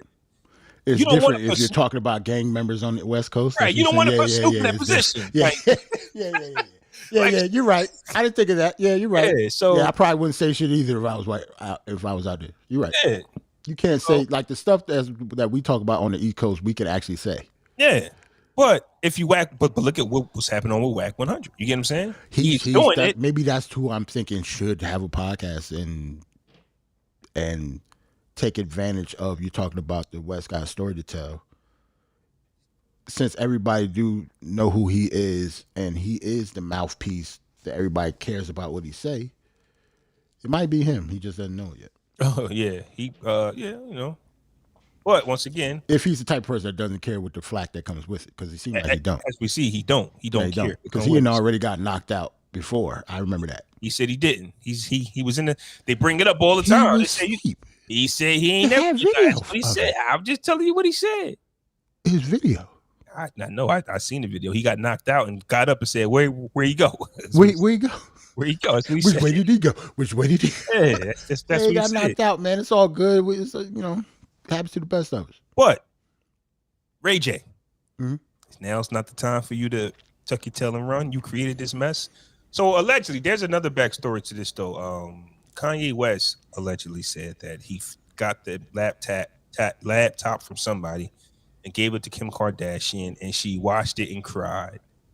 According to Kim and her sources, they did get the laptop, but there was nothing on there. Somebody's lying. Somebody's lying. Well, if nothing was on there, what was the whole point of the laptop in the first place? They said Kanye's lying. I don't know. I think they're saying there was nothing that they did. I don't know. But according to the sources, according to Kim's team, there was nothing on there. It could be cleanup control. Why would Kanye lie? But then why would he tell the truth? We don't know. We're dealing with weirdos here. All I'm saying is, it's a nasty rumor I heard about what he'd been telling people about Pete Davidson too. I think about that he's I think it is corny. Talk about he got something. Yeah, that's I'm keeping my energy. Kanye has been in the game for. That's not the type of energy he had before, fam. Not making up shit. That's corny. Like now, all of a sudden, you got ammunition. Like I get it, bro, but you ain't. Like it's a rollout. It's a fake rollout. He went on the chance on purpose to tell us he don't backpacker rollout. Yeah, because now was coming after that. Now I'm hanging out with Game. Now I want beef with Pete Davidson. Meanwhile, when these other men when Game was disrespecting your wife while you was happily married, you said nothing. Every time you bring that up, I get angered. Game said he slept with the whole. Game said he slept with all the sisters, family. Nobody said nothing. That's what he said. Oh my God! So, but then that's basically it. But then he got a song with him dissing. But he got a song with him dissing the dude smashing his wife now. Oh my God! He got a song with a dude that said he smashed his wife. But on the verse he dissing the dude smashing his wife now. Make it make sense, fam. Make it make sense. It doesn't. But Roland wanted us Donda still might win album of the year. He still might. Andy coming out with part 2, possibly 222, but we shall see. I heard, but we'll see. Oh, I heard that it might be executive produced by Future too. Look. In that case, Kim might be in trouble. Look at the route he's going. Like, don't get me wrong. I know that to save, if you saved, but every day is still a struggle. But the second you and your wife split, fam, you go back to the streets like that. He acting like a thought, though. Is he not? He's acting like a whole hoe out there, fam. Don't get me wrong. If that's like a whole hoe out there, okay. Fam, the way he's acting is nuts. The first the people you run to is Future in the Game. I can't defend it at all. That's why I'm laughing. Hard. Because usually I would try to come up here and try to at least play devil's advocate or defense. I can't defend corny shit though. This shit is corny. It don't make sense. I refuse to. Like I can't say that, this makes any type of sense. Do we have anything for MeekMill and JayZ trying to get the law passed to ban lyrics from songs? Yeah, I see Roland actually put that in the chat. Roland said in Twitter last week we had the episode cover of them signing. They could have been signing anything. It had nothing to do with the bill, so we didn't bring it up. But no, that cover, the cover I used last week was when Meek actually signed the Rock Nation. Yeah, it had nothing to do with they didn't show it. That was just because of Whack 100 telling everybody that he's basically worthless over there in Rock Nation. That's why I made that the cover. But yeah, them signing the stuff now, doing the stuff now with the bill and the lyrics. We've been trying to push that fight for a very, very long time. I mean, hip hop is like the only genre that stuff like that actually happens, and you know why? Yeah, it's because we black folks, so freedom of speech and stuff. I know it's a right and everything, but they're going to try to take that away from us too.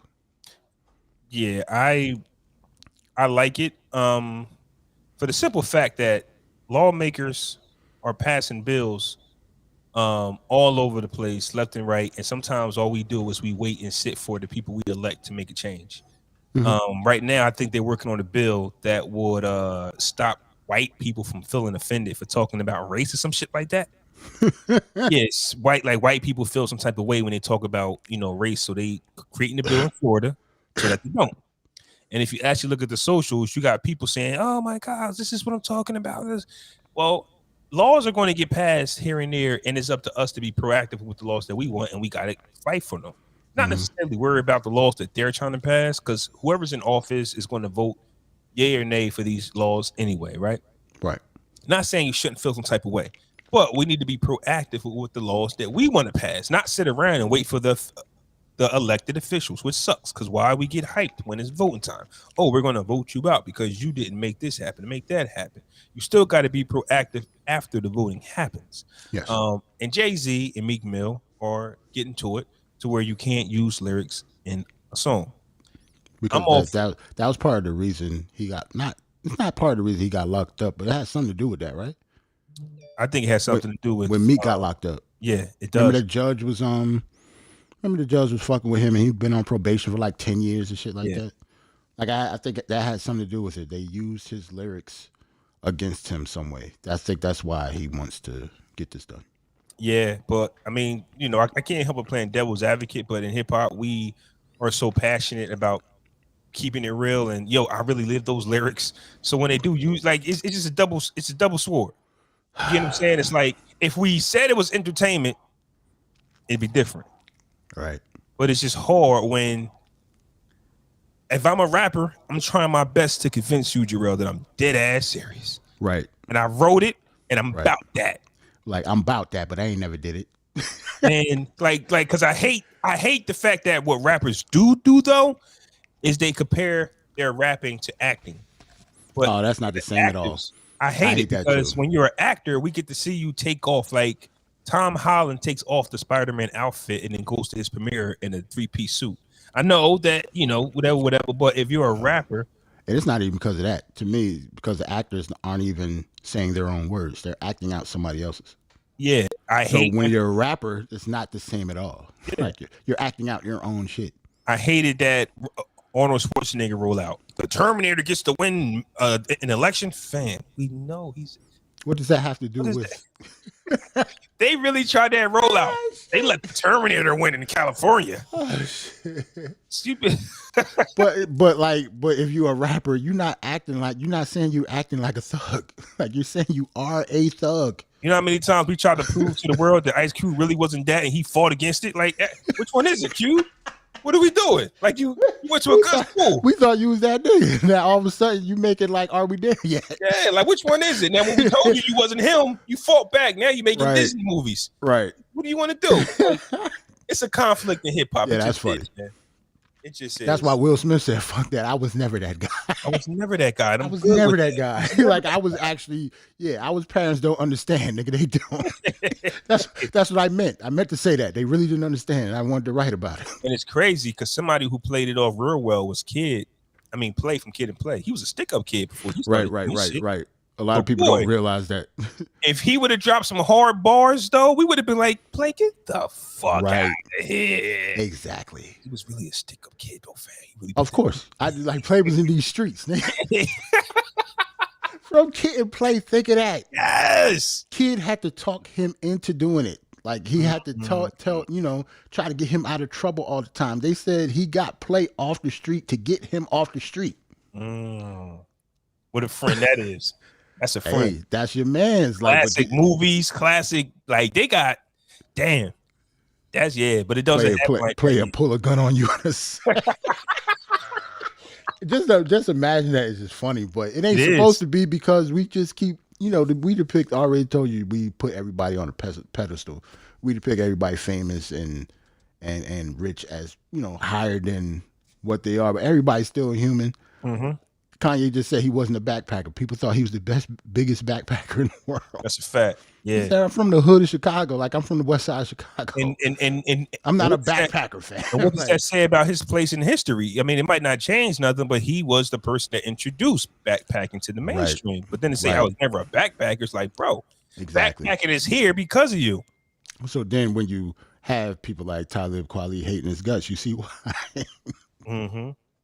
You see why. Yeah. Oh well. All right, you ready to play some jams? Oh, real quick, let's get sports out of the way. What's up, man? San Francisco is losing to the Rams right now. It's on. Why they got both games on? The Chiefs and the they're not. They on later. You watching the old game, fam. You might be watching the game that they played during the season. If you watching that, that's the old game. They played tonight. I'm watching the AFC. What? What the fuck is this? What is you watching? What you on NFL.com? What you on NFL TV? Say Hold on. Or the NFL Network? No, the Chiefs and the Bengals is on, fam. I'm watching. It's live. Oh. I was about to say, what's happening? I got you. I'm wrong, dude. I'm watching the wrong thing. Yeah, Chiefs up 14-3. Yeah, so what's up? Your man retiring. So what's up? He didn't retire. I thought it was pretty weird to announce a retirement at 1 p.m. on a Saturday. I think he did it. I think he's retiring, but he wanted to save face because he didn't get to announce it. I think he's going to retire, but somebody else broke the news, so he's denying it. But he's going to later on. He's going to retire. Like I thought it was bad timing. After the Super Bowl, like why are you retiring now? You're right. I think that he is going to retire. I just thought the timing, like it was Saturday, and I was sitting here. It was like 12:30, 1 o'clock. It's like this is not how a Tom Brady retires. I think Tom Brady would announce his announcement of retirement so we can make it something special. He would be calling a press conference. Yeah, you're not just about to get the Bleacher Report notification that Tom Brady retired. That's not how Tom Brady's going Bleacher out. Report. Breaking the news is kind of nasty. You're the best. He's the most highly decorated football player ever. And the Bleacher Report. And the Bleacher Report is the one who broke the news and not him. Yeah, that's crazy. Last week was definitely probably like one of the best, if not the best, championship conference weeks of all times, man. The Rams. I think it was. The Rams wanted to give it away, didn't they? Like yes. That game was so crazy. And plus, I was going to say, if Brady retires, hear me out. If he retires, I think you might be okay because what if Aaron Rodgers join y'all next season? Yeah, that's what I hear. Is a possibility. And he might bring Devontae Adams over. That might be a possibility too. Maybe. We'll see about Adams. But Rodgers can go over there without Adams. Because Chris Godwin not going to come back because he hurt and a free agent. They probably not going to re-sign him. Well, they said he's our top priority, and I get that he's still hurt. Off of ACL, fam? That's what they said. They say he's the top priority. They got to say that because, teams. And it sucks because they have to say that. And it sucks because last year, I think he was okay with his franchise tag because he wanted to see if they can go again to win a Super Bowl. Mm-hmm. But when you don't sign that long contract and you have an ACL, when you have an injury like this, man, it's just you hope that the team takes care of you, but they don't have to. It's the NFL. I did hear about Aaron Rodgers possibly coming to Tampa. I also thought about it's a perfect fit. Also thinking about Tom Brady retiring and then Gronk probably retiring, and we'll be back to being mediocre. But hey, we got one. Crazy part is, but I think just because Tom retiring, I think if they did bring Aaron in there, Gronk might stay. Gronk just not gonna play just to play, like he doesn't have to anymore. He came back because of Tom Brady, and they was gonna win. If they bring in Aaron Rodgers, he might actually stay. I don't know. But if they don't bring in Aaron Rodgers and y'all got I don't know, y'all fucking around have Mitch Trubisky as your quarterback next year. You know what I'm saying? Like, yeah, Gronk not coming back, fam. Like, that's different. That's what I'm saying. If we don't get a good replacement, then we'll just go back to the Bucks that was winning a few games a year. But like I said, when you get a championship out of it, kind of remind me of the Miami Heat when we had LeBron James, right? Yeah, I know you don't care. Like, you got to chill. No, it's not that I don't care, but you just got to take the good with the bad. It's like we come. No, I mean, no, I kind of said that wrong. I meant that as it a good thing. You should not care if you just got a chip out of Tom Brady. Oh yeah, this is football. This isn't basketball. Niggas just don't win chips every other season. Yeah, you know what I'm saying? Like, you got a chip. That chip should last y'all for like another 10 years, maybe. Facts. Especially if we got like our first one was in 2002 and one in 2020. Right. Y'all good. Yeah, it's like a lot of teams don't get that. Hey, yo, Ant back, yo. I don't even know who I want to bring. Oh, yeah. Hey, yo, Ant, what's up, yo? Y'all still on this motherfucker, yo? Yeah, we still on talking, man. Yeah, free Max B, nigga. You know what I mean? Like, came back on here just to say free Max B? Free the bigger Veil. You know what I mean? I'm sitting here building with my bro right now. We were just talking football real quick, that's all. I mean, throw my bro on the camera and shit. What up? Y'all know I seen he's one of the groomers. Okay. Yeah. He is who I was talking with. He's really the reason why I was getting psyched up and shit. You know what I'm saying? See, like him and the Remy. I blame the Remy and him. Oh yeah, it's Bel Air, it's Remy, bitch, it's Ciroc, it's weed, bitch. Damn, y'all got in early. I'm just high. I ain't get drunk yet. Oh yeah, I don't play, bro. Yeah, I don't play. Y'all niggas still on here. Check y'all out, yo. Yeah, we just talk about football. We about to get off though. I'm impressed. Hey, yo, bring your sing your song. You didn't sing your song. Oh shit. I ain't sing my sing your song, yo. Let me send This new Rick Ross song off the Deluxe album. Jesus Christ! I thought you was going Jada. Still January. Oh shit! Yeah, I gotta no Rick Ross today, I gotta baby. I gotta pick a Kiss song. I already got it. No Rick already Ross. got it. I already got it, man. I want to play whole songs because I want J. Cole to get off, but he ain't gonna be able to. Because that BennyTheButcher J. Cole is nuts. That's one. That's gonna be my song, but we're not gonna be able to hear Cole. He said it's nuts. It's nuts. Yeah, bro. We put I didn't like. Bitch, I heard Griselda before, bro was talking about it, bro. I heard you say something about it, bro. But I didn't really start. Yeah. All right, man. Salute to everybody that's in the chat. Salute to Roland. Salute to Mike. Everybody that hung out with us these today. Niggas are still on here, man. Yeah, like, man. goddamn, man. We about to get off and play these songs. Free Big Avail. Peace out. Matter of fact, hold on. Let me get my little caption on here, though. I forgot to smash that like button and subscribe to the YouTube channel, please. God bless y'all, and good night.